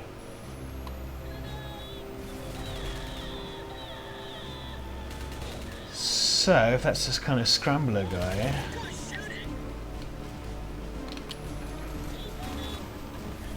Oh shit, okay. So I need to throw the EMP grenade on the robot guy, and I can kind of rip his brains out, so...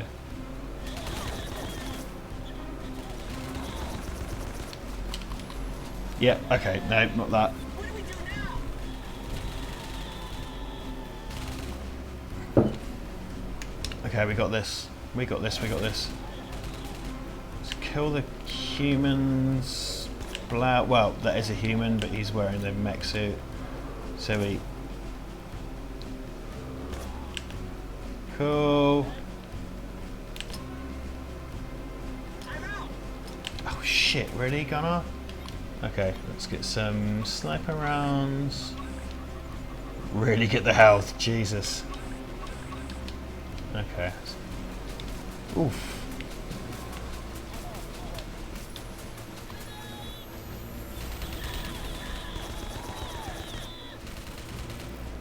Okay, here we go. Oh. Can we do the... Jesus. Okay. So I should be able to do the finisher. Yeah, there we go. And you get mega scrap from these guys. There we go. Yes! Ah, so cool. This is the thing, it's so rogue troopery, and it's particularly like in 2019 where it's like, oh well, Doug Jones is making a rogue trooper movie, that's one thing. And that still may not happen. But like in 2006, this was off the chain, man, because the Dread versus Death game was not very good, frankly, let's face that. I mean, and I said that when I was playing it, right? Whereas this game, I was a real fan of. I got so much entertainment out of this, and I did it on the PS2 back then. And I had a lot of fun on the PS2, I must say. GameCube was my preferred console, but I still have the same GameCube I had then, which I drag out for games from time to time, but yeah, no, I'm a big fan of this game. And a lot of modern shooters did things afterwards that this game did first, so that's important thing. Yeah, okay. Important thing to remember. Yeah, no scramblers, okay. Can we buy some scramblers? Okay, we're good. Okay, nice. Okay, that's fine.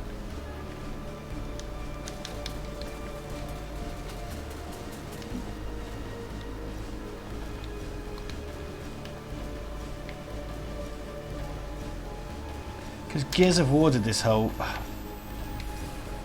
bounced off. Gears of War did the whole kind of ranged grenade thing. Dude, come on, man. On work? Okay, fine. And these little cinematic kill move things are really cool.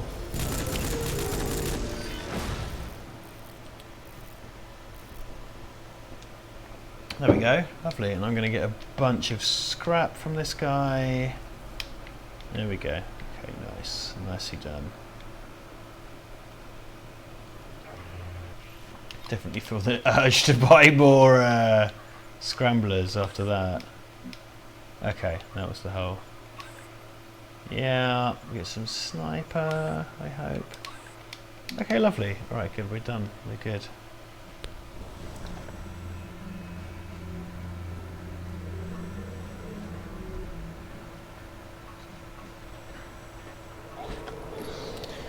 Someone's talked about time splitters. I would really love to do a time splitters. I've got I probably shouldn't admit this, but time splitters ROMs. However, I own the time splitters games which are in my cupboard upstairs, so I'm not that afraid to admit that I have time splitters ROMs. But yeah, man, the time splitters games are kind of overlooked in 2019, I think. I know the kind of HD remakes have been prevented by rights issues.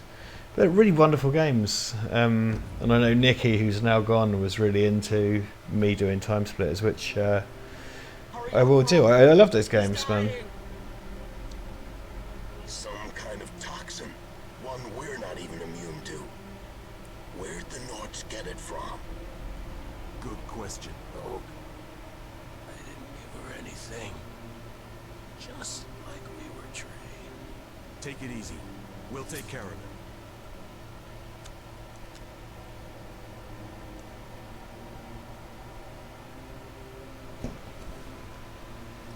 So now I have Helm, so I can do the kind of hacking stuff and whatnot. And the Hollow Duke, so to speak. There. Now we're a team again. What now, Rogue? Now we find out who was responsible for the massacre at the port zone. Rogue, that Nord, before she started torturing me, she mentioned a name. Alright, so here we go. Be alert, Southers. One of the genetic infantrymen, the last reported survivor of the Port Zone massacre, has gone renegade, refusing to obey orders to return to Minicom. This cannot stand. He's a deserter and must be treated as such. Learn this face well. If you encounter him, approach him with extreme caution. Alert the military authorities and let military justice deal with this dangerous renegade.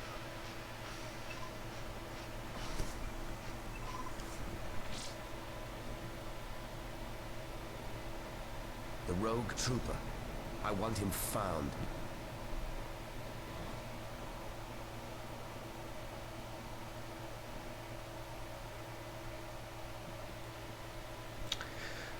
Cutscenes. I quite like, you see this, the map tracing the line. It's a loading screen disguised as a kind of GPS. I like that. That's a cool. That's a really cool way of doing that. I mean, okay, in 2019 it's kind of unnecessary, but in 2006 it worked. It made sense.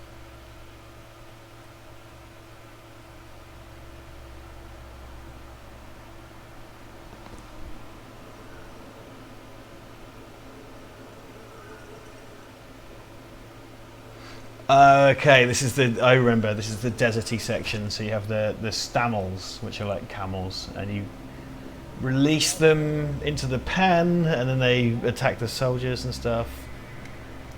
Okay. Oh, and so that's a sniper. That's a Nort sniper. Yeah, I mean, this game really observed the things from the comics to a really sort of slavish degree. It was quite nice, particularly in 2006. Because the whole thing of having Judge Dredd anything, you know, there was a Sylvester Stallone $1 million movie that was a failure, but that was the peak 2000 AD cultural impact. Then it was kind of this. I mean, this was the biggest 2000 AD thing until the Carl Urban film. Stop vibrating, Rogue. That's really weird.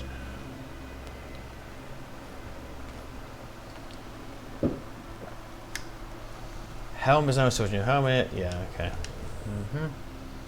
So this How are you section, finding being a biochip? as I remember, What I expected.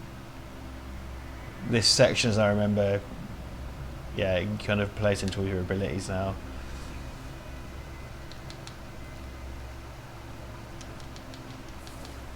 Hopper on Oh, point. here we go. Here we go.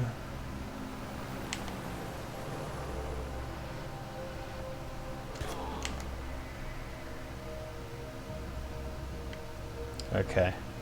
Oh, yeah. Oh, shit, the pillboxes. Yeah, yeah, yeah. Okay.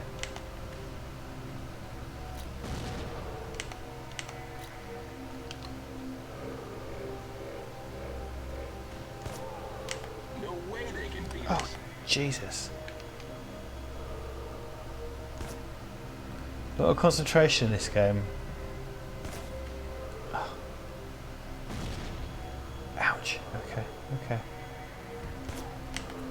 I reinstalled this kind of frivolously. I was like, yeah, because I nearly did Hitman, the first Hitman, and my kind of thing about doing Hitman was people are going to say to me, okay, why aren't you doing Hitman 2, as in the new Hitman 2? And that's simply because I can't afford it. I can't pay for Hitman 2. I've been a Hitman fan since Hitman 1, but it was like, well, if I do Hitman 1, which is a Hitman 2017, people are going to say to me, why aren't you doing Hitman 2019? It's the irritating modern naming convention of games. So I've been a Hitman fan since the original Hitman game in 2000 and... jeez. Whatever the year the first Hitman game came. Trust me, I bought a graphics card to play Hitman 2 Silent Assassin. That's how much of a Hitman fan I am. Which might carbon date me as a psychopath, but there you go. Or at least sociopath, you know, let's do that. So you can do this kill move without taking out the laser, if you're feeling particularly saucy, as I'm not. But you can sneak up on the pillbox and kind of take it out that way. You'll notice how, oh, being a game from years ago, the soundtrack grinds to a halt when you do the stealthy kills.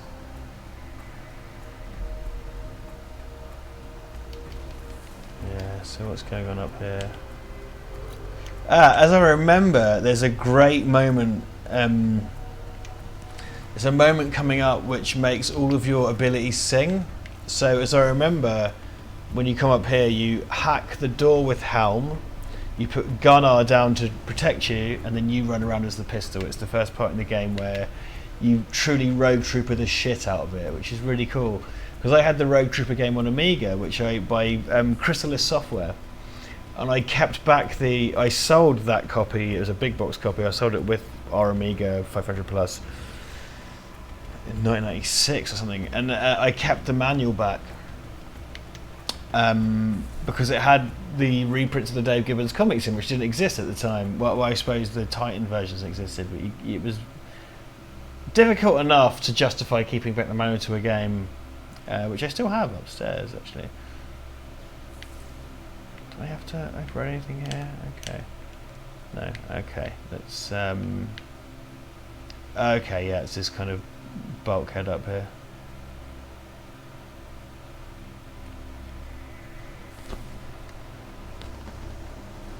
Sorry for not paying attention to the chat, I'm quite absorbed in the game at the minute.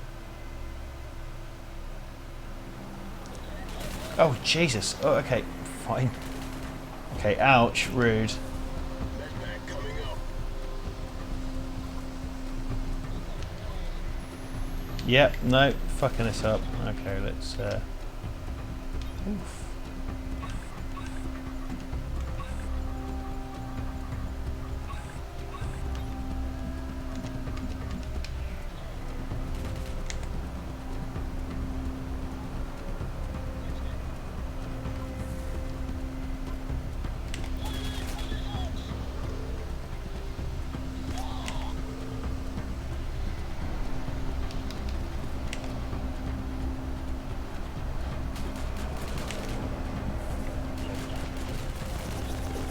Now that's what I'm talking about.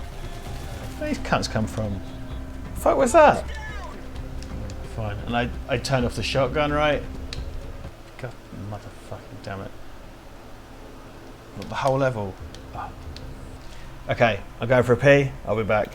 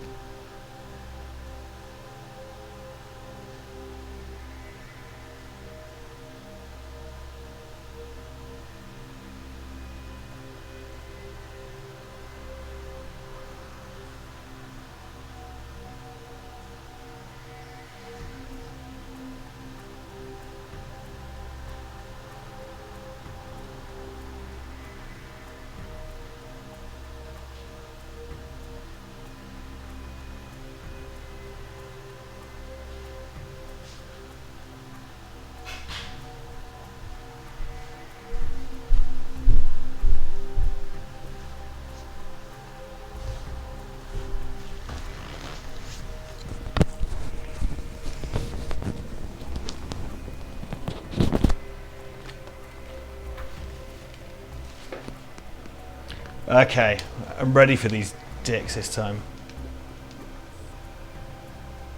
How are you finding being a biochip? Not what I expected.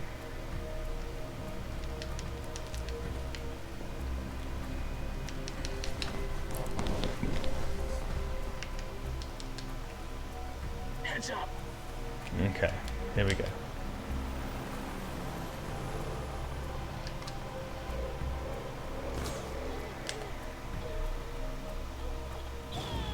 There we go, close enough.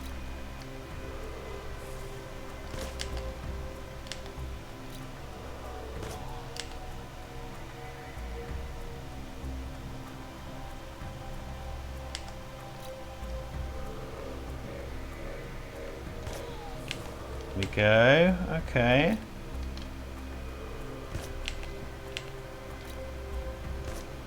Shit, okay.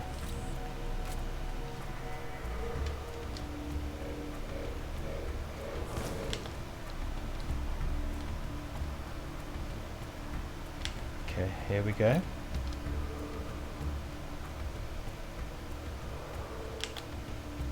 Wanker, alright, fine.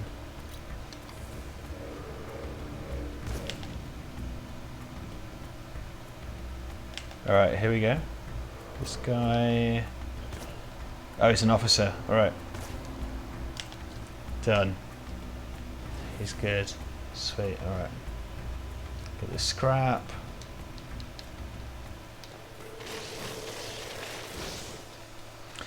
I will say that, so I just did that whole thing of taking them all out. It does this thing where it kills the music and goes widescreen when I'm tearing the scrap out, and it's like, kind of takes the tension out of it because we know that that pillbox is already done.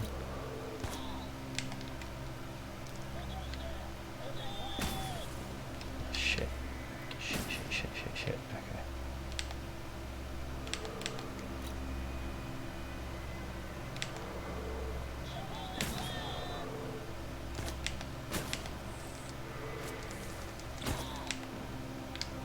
Fine. Fine. Don't need his scrap particularly. Ah, so if I activate this, the little buzz bomb guys come out, and we don't want to do that, so that's fine. Take this guy's scrap. Let's go here. Yeah. Can we get any upgrades? No, nowhere near those. That's fine. If I get Gunnar out, are we... Yeah, Gunnar silence. Okay, so what I kind of failed on before...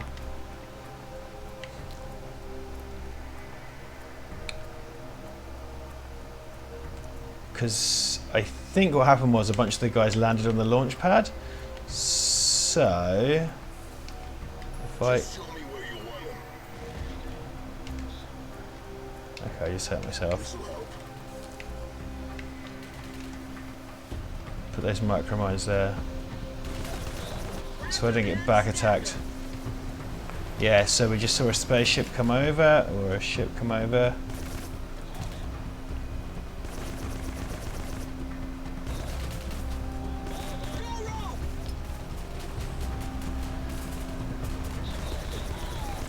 My back is safe because anything that comes this way is going to get blown up. Don't see shit right now, so that's fine. So we have progressed. I can hack that console. But what about us as you go all technical wizard? I'm sure you'll find something to shoot, Gunner. So put helm here.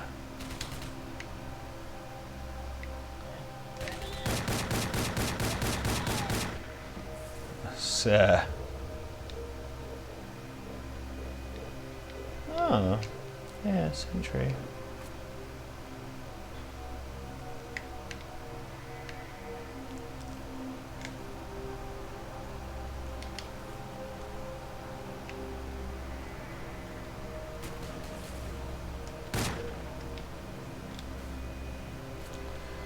There we go. Nice. Okay, cool. We're good. That's annoying. Right. I remember this as one of the key moments in the game when I first played it. Was like Helm's hacking the console. I've set Gunnar down. I've got micromines. Kind of doing all the. It's sort of like when you're playing a Superman game. You can suddenly fly and see through walls. You know, you're doing all the road trooper shit. So.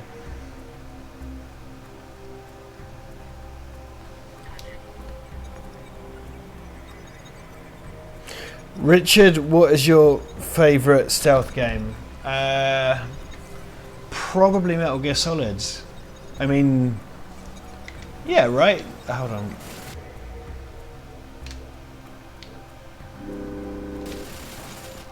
Serious? Okay, think I've got this door sorted. Come pick me up.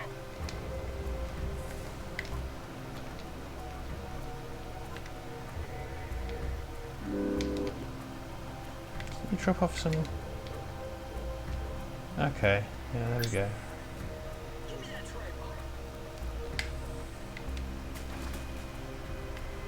Yeah, that's right. They come on the pad. Only opened the door after we picked you up.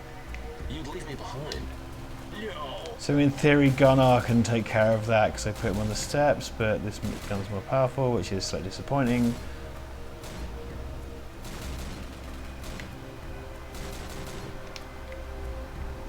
There you go.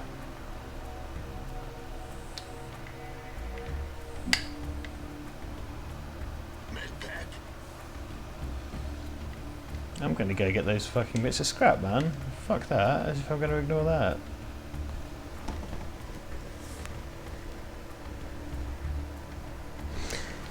Yeah, probably my favourite stealth game is Metal Gear Solid. I love the Metal Gear Solid series. It's very easy to say Metal Gear Solid, but I kind of feel like the best Metal Gear Solid games for me are Metal Gear Solid, of course, MGS3 and MGS5. Now, like, MGS2 was fine. Like, Metal Gear Solid 2 is fine. Metal Gear Solid 3 is fantastic. I had to go out of my way to borrow a PlayStation 3 to play MGS4, and I hated it. It sucked. There was no version of that I enjoyed, and when I broke my leg, I had access to it again, and I tried again. It still sucked. It's an awful game, and I hate to say that. Metal Gear Solid 5 I've really enjoyed on PC, and I want to stream someday. I really like Metal Gear Solid 5, and I know that it kind of grinds to a halt.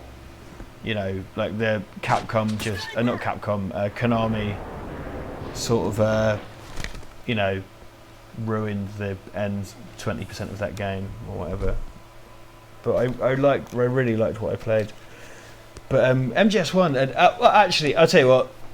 Definitive answer: my favourite stealth game, Metal Gear Solid Twin Snakes on GameCube.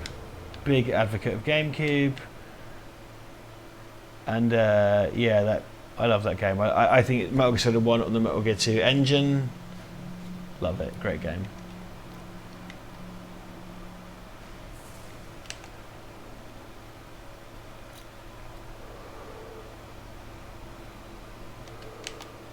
Oh yes, this is where you have to use your hollow juke.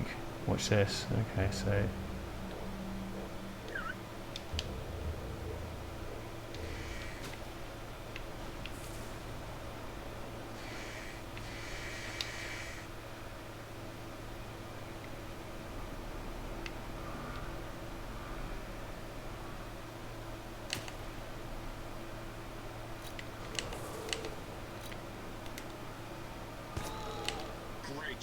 That refueler on the landing pad should be easy to blow up.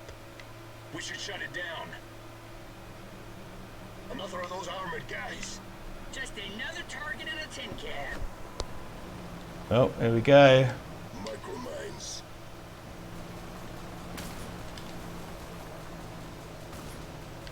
So put the micromines on the pad. So if I send the hollow decoy. There you go. Love the gadgets. Ah, oh, fuck off. I feel like in this playthrough, I've not really taken best advantage of the gadgets, which is the whole point. You know, Rogue Trooper having the mines and stuff is the same as Wolverine having his claws, and you should really take advantage, so...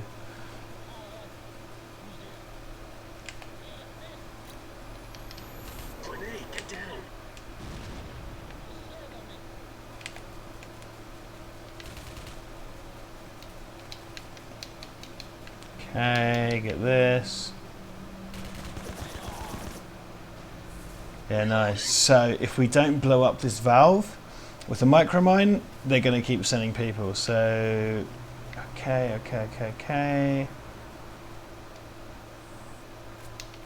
There we go. Alright, sweet. Let's do it. Yeah, so if they land, they're just going to get roasted. So, all good.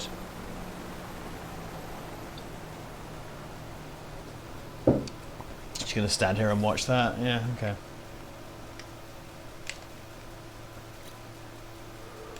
Ah, okay. Micromines ready.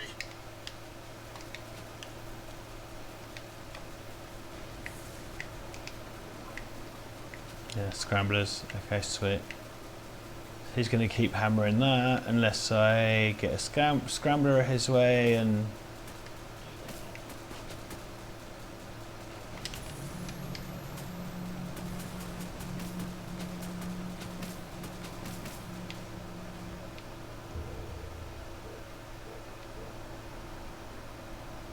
Okay, so send a hologram here. Yeah, so he's going to think I'm over there. No, he's back on me.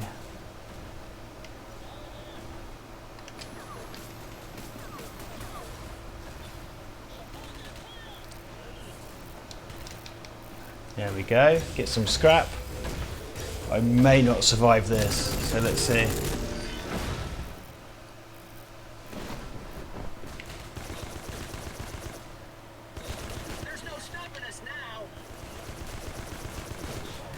Oh shit! Yeah, I was a bit too.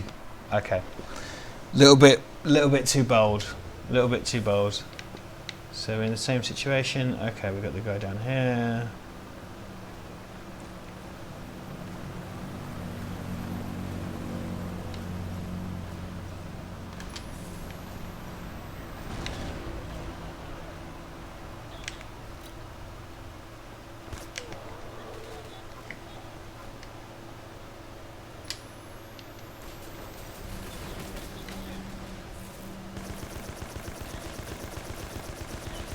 No, gonna die.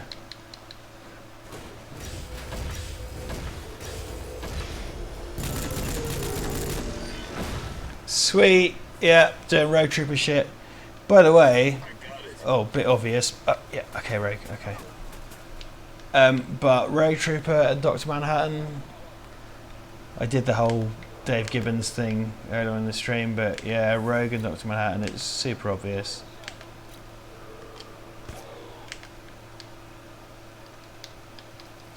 Okay, sweet. Okay, cool. We did it.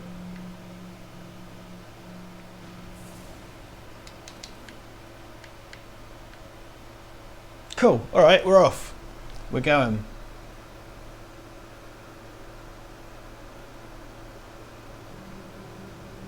Checkpoint. Sweet. We're still silenced. I have not taken the silencer off my rifle for a while.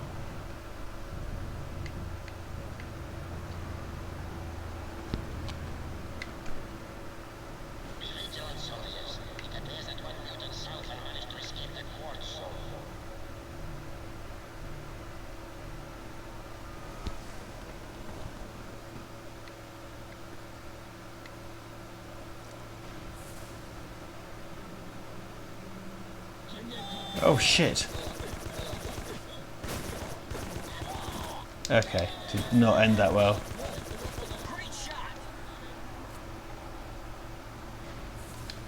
Very charitable, mate. Very charitable. That was not a great shot.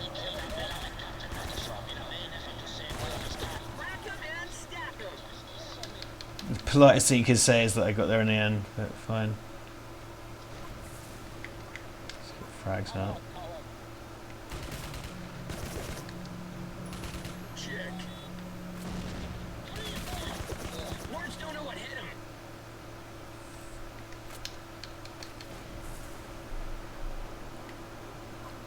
Okay, so we place helm. Let's take a look at this. Let's place gunner as well.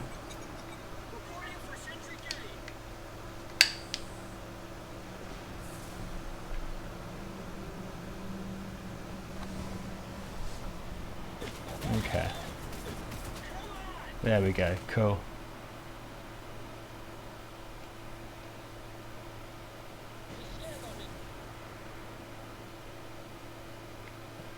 Okay, can we get helm back? Yeah, sweet. Okay, cool.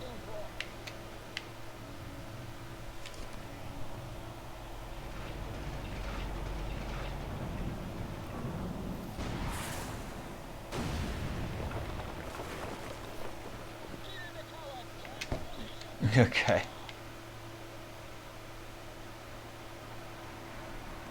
Okay, cool. I think you can maybe stealth your way out of this, but it's a bit sort of redundant. Yeah, I should have just left gunner there, really.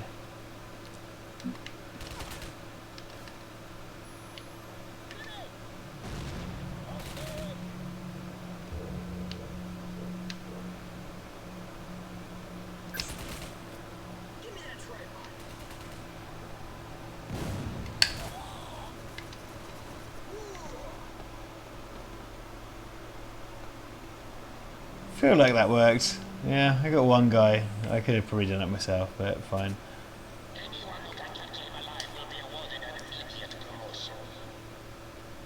Oh yes, it's a bit of a wanker, this bit, I seem to remember. You gotta pick your way through the ruins. Oh shit, why am I on shotgun mode?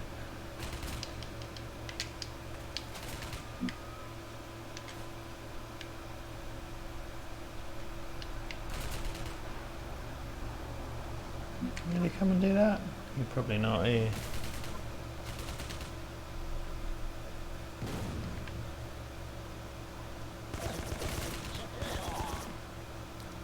Not much of this left. Okay, bit of scrap lying around for me, I think. Let's make some more of these. Let's do some... Oh Jesus, run out of bullets. Fucking hell. Oh God. Okay, everything's fine, everything's fine. Reloading.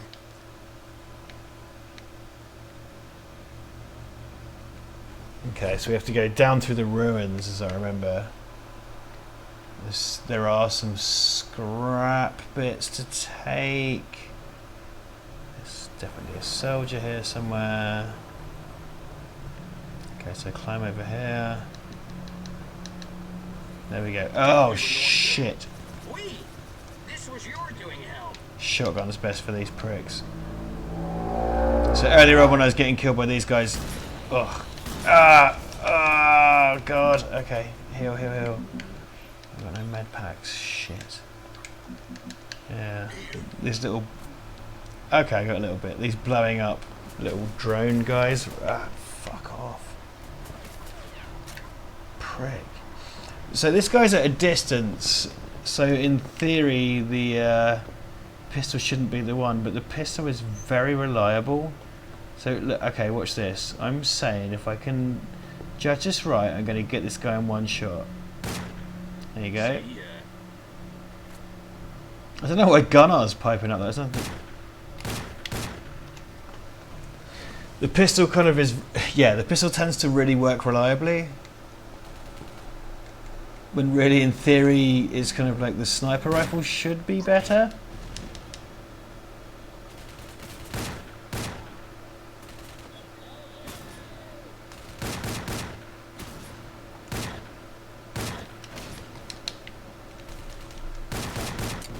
Oh fuck! Oh, well. Thanks to your mate for blowing you up, I guess.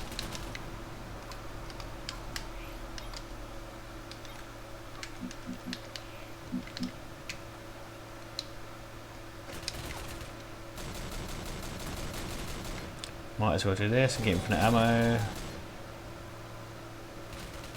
Yeah, okay. Okay.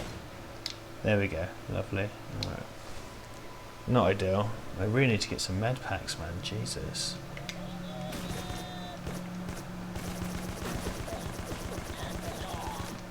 This is not a good time to have a silencer on. The silencer seems to... It's quiet, obviously, but it reduces the power of each shot, I think.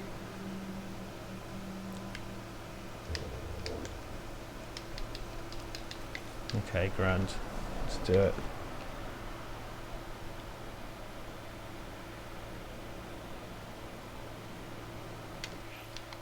Can I buy some?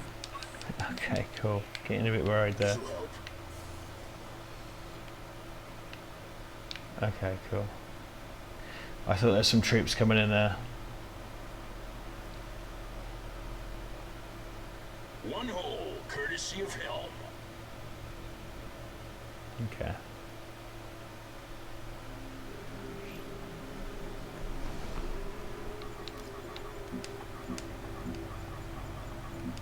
Okay, so no shotty. Yeah, we're not doing great for ammo and stuff. Let's some frags out.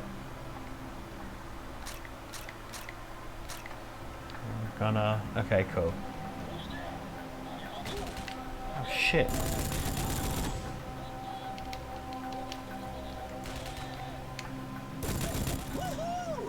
Okay, sweet. A silencer. If it's too loud, you're too old. Hello, someone just blew themselves up. Words don't know what hit him.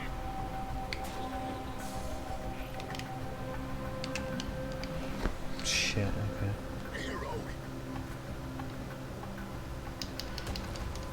Okay, yeah, you fucking dick. In the words of Rogue himself, snipers give war a bad name. Ah! Oh, you cunt.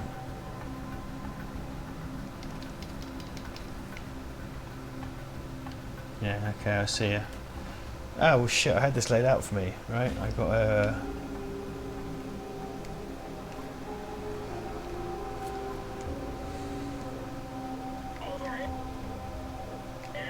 Here's the one. Distract that sniper.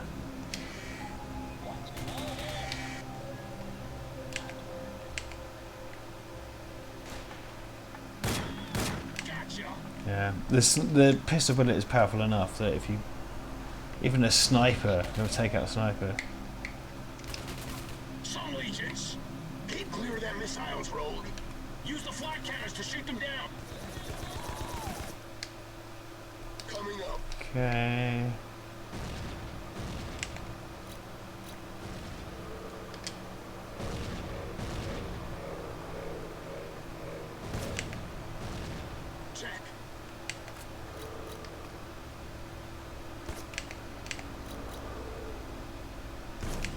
Nice. Okay. Fine.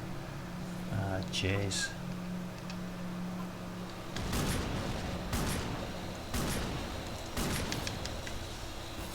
Ah, shit. Motherfucker. Motherfucker.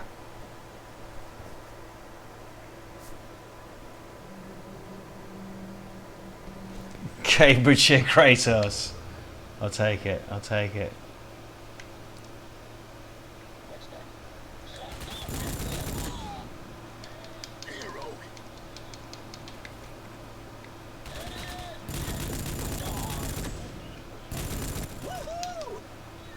Okay, here we go.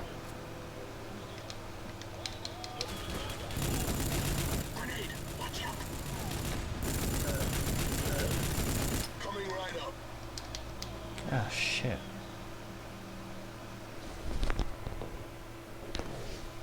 Okay, here we go. I mean, it's not like watching PewDiePie or Ninja, is it? Really? Let's be honest. Ooh. Nice.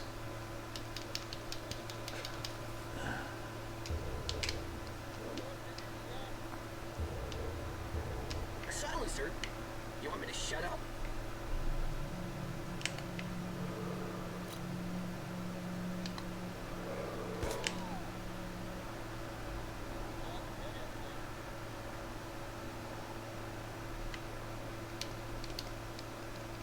Nice. Okay, here we go.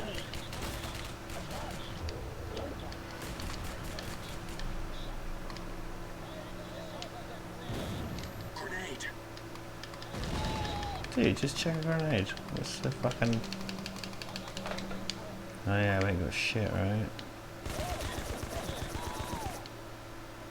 Check.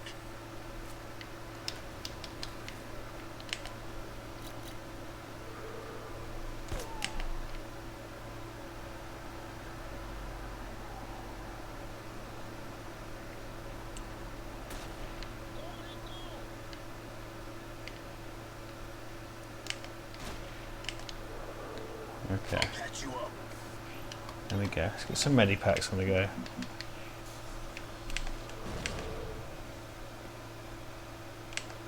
Some legions. Oh, Jesus. Talk to me, Rogue. Okay, I think that I'm packing it in for the night. That was a good 2.5 hours. I think I can finish this game another time, but I'm going to pack it in. Let's say it is 23:12. Let's take 10 minutes for ask me anything, give me some questions, because I'm sucking at this game. But yeah, just throw me some Q&A in the next 10 minutes, and then I'm going to log off at 23:22. So tell me what you got.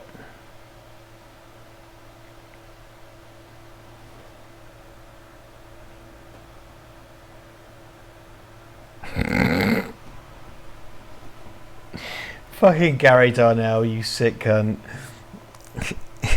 If I was watching PewDiePie or Ninja, I'd fucking rope myself. Well, who am I to argue with that? I'm simply a human man. Simply a human man. Let's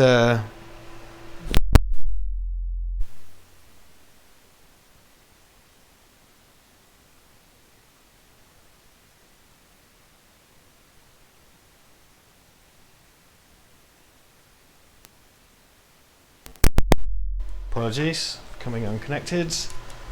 I was trying to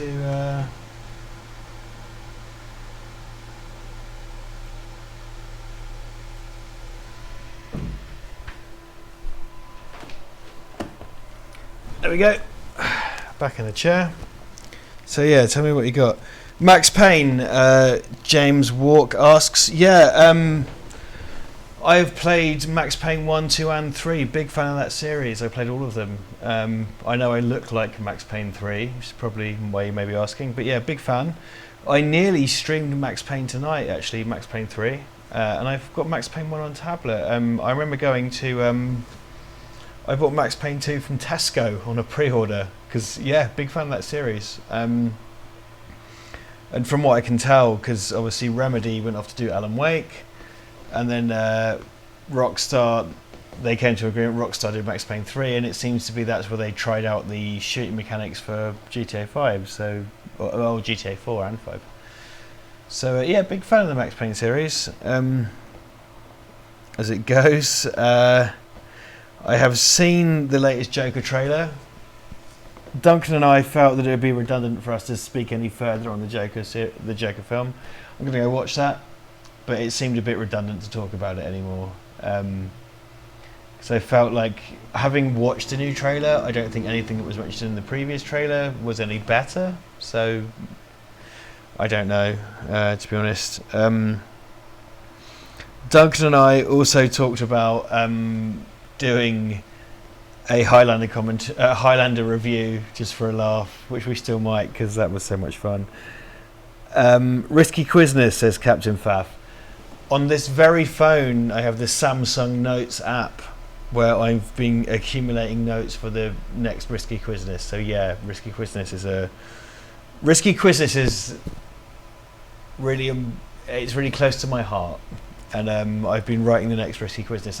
We need to get Brad in the room to do the next Risky Quizness. But yeah, absolutely, want to do that. Every time I'm like on a train or a bus and I'm bored and I think of a stupid fucking thing, I write it in here. As recently as of last night, I wrote a kind of stupid thing in the app. So yeah, absolutely. What's your favourite Hitman mission?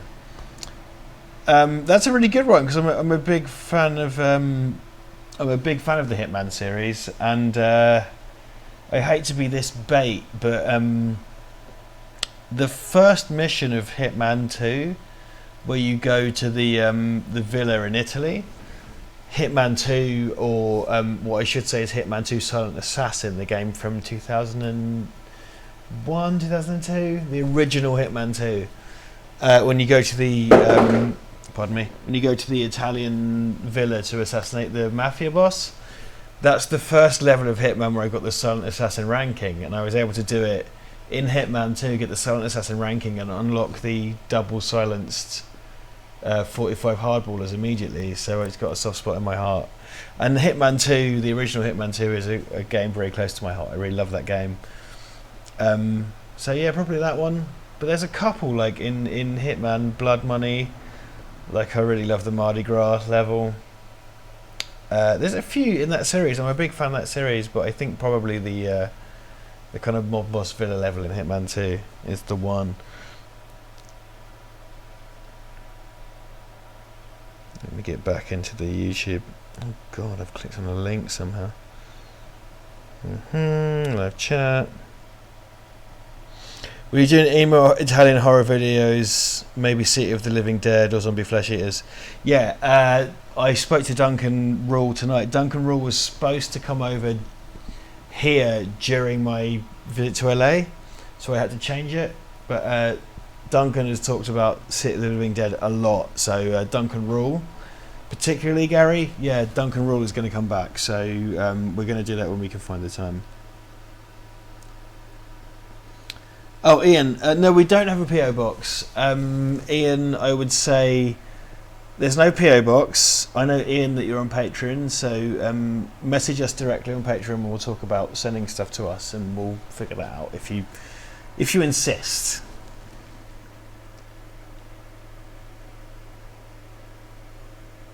Are Stan Winston's School Practical Effects a good enough reason to watch that movie that got really mediocre reviews?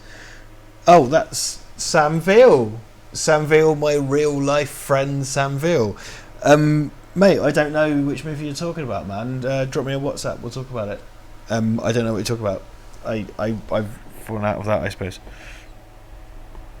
Have I watched any of The Boys on Prime? I've watched all of The Boys on Prime. I really liked it, and I read all of the Boys comics. So yeah, I really like the TV show. Natty says, no, sorry, original being, any plans for It Ain't Break 50? If you include the specials, we've actually exceeded 50, and we really wanted to landmark it in the proper ones, but I was away and we couldn't. So what we're still thinking about doing a kind of year-long thing. That was the idea. What was Corey? James Walk says, "What was Corey Taylor like?" Okay. So Corey Taylor was the second or third person we interviewed. So when we were out there for Icon, we did 41. And we were there for 3 weeks. And in the first week, we spoke to 4 people, which I think was Robert, Tony Todd, Corey, and your man from 2001 Maniacs, which I've forgotten. Corey Taylor, I don't listen to Slipknot. I don't appreciate Corey Taylor's music. My biggest encounter with Corey Taylor before I met him was on QI, where he was a really cool dude. Like, I really appreciated the fact he was there, and B, the way he created himself in that show. The second time I saw Corey Taylor was when I was in his tour bus, his van, and he was the nicest, most genuine, sweetest guy. Like, stretching back into my hotel career, I met a bunch of celebrities, and the nicest ones I met were the most unlikely. There were people they wouldn't normally, I don't appreciate their art. Like, I always thought Jimmy Carr was a dick, and I don't really like his comedy, but having met him, he was a lovely, lovely, humane, lovely guy.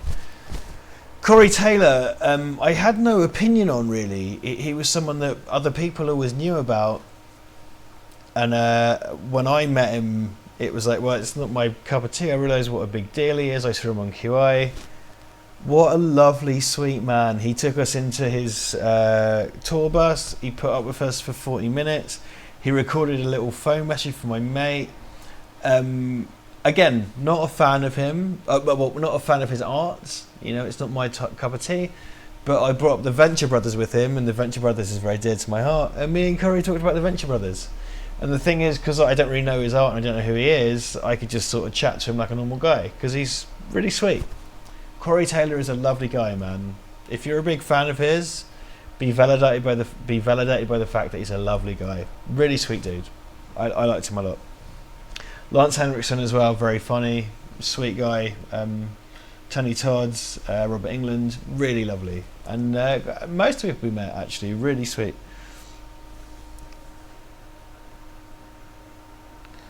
Okay.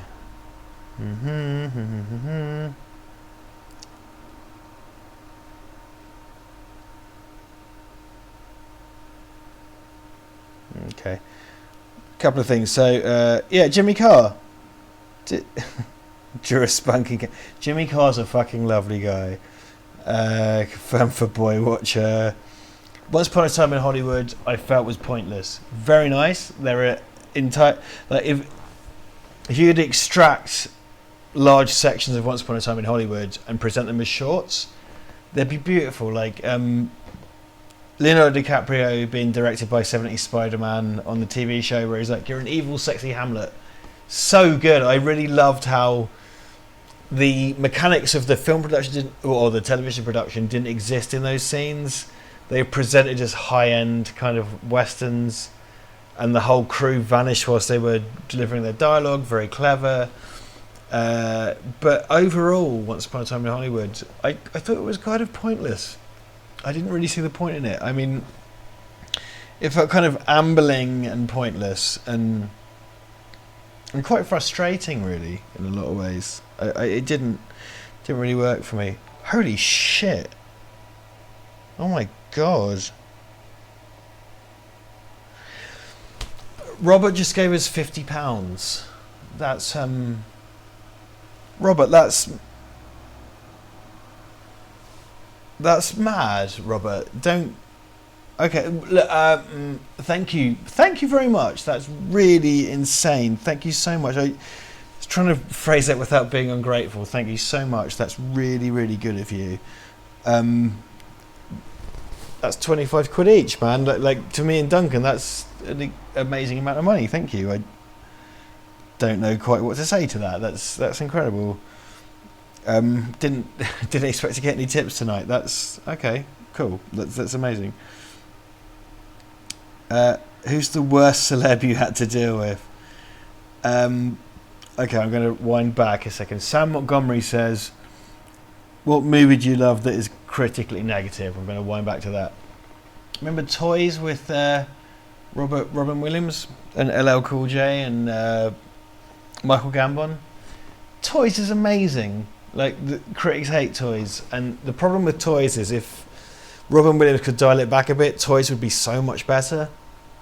But Toys is an amazing movie. Toys has this insane staging, and the whole kind of high farce of Toys is wonderful. Like, you know, LL Cool J coming out of the sofa, and also Jamie Foxx in a kind of really small role. Toys is wonderful. I really want to watch Toys again. It's music by Hans Zimmer, I think, as I remember. Yeah, Toys is a great film. Just doesn't get the credit.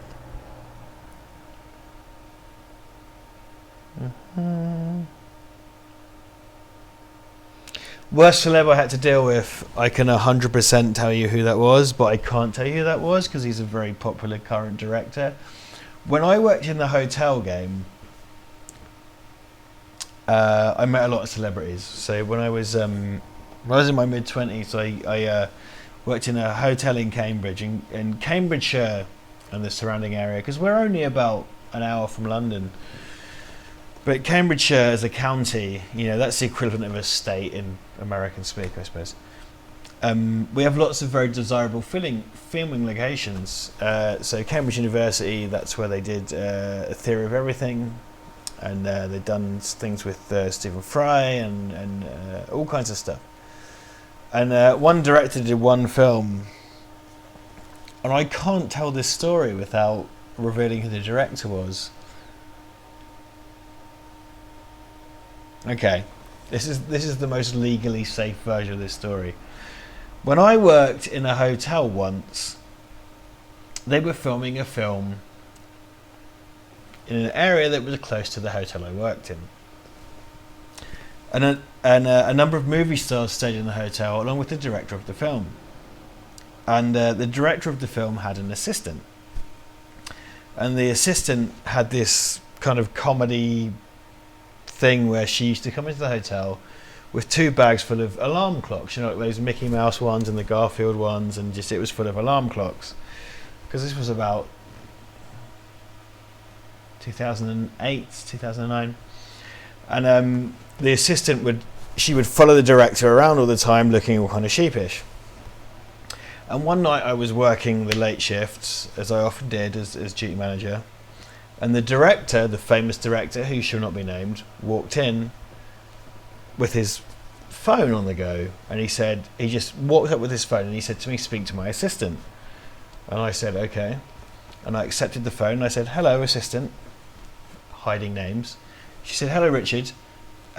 Director would like an alarm call at 6 o'clock. And I said, "Okay. Is that it?" And she went, "Yep. You can give him his phone back now." And he just went, looked me up and down, hit the red button and walked off. And it was like, you fucking douchebag. Like, it was the most dirtbag, gross. And I'm not going to say what film it was or what director it was. And I think I may have told some version of that before. But absolutely not. Absolute shitbag. So there you go.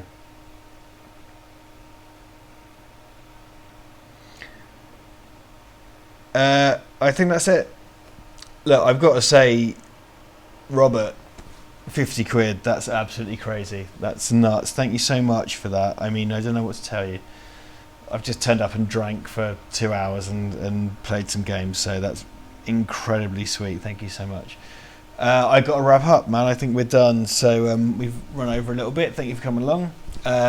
Please remember that I think on Thursday there's no Ivan in the house, but Duncan is going to be here. So Duncan's going to come and we're going to do some live commentary. We're just going to fart about and have some fun, have a drink. So a couple of hours of dicking about. So if you're in for that, we're on Thursday, trying to hype that. But otherwise, thank you so much for coming. I'm going to sign off of OBS right now, and we will see you on Thursday. God bless.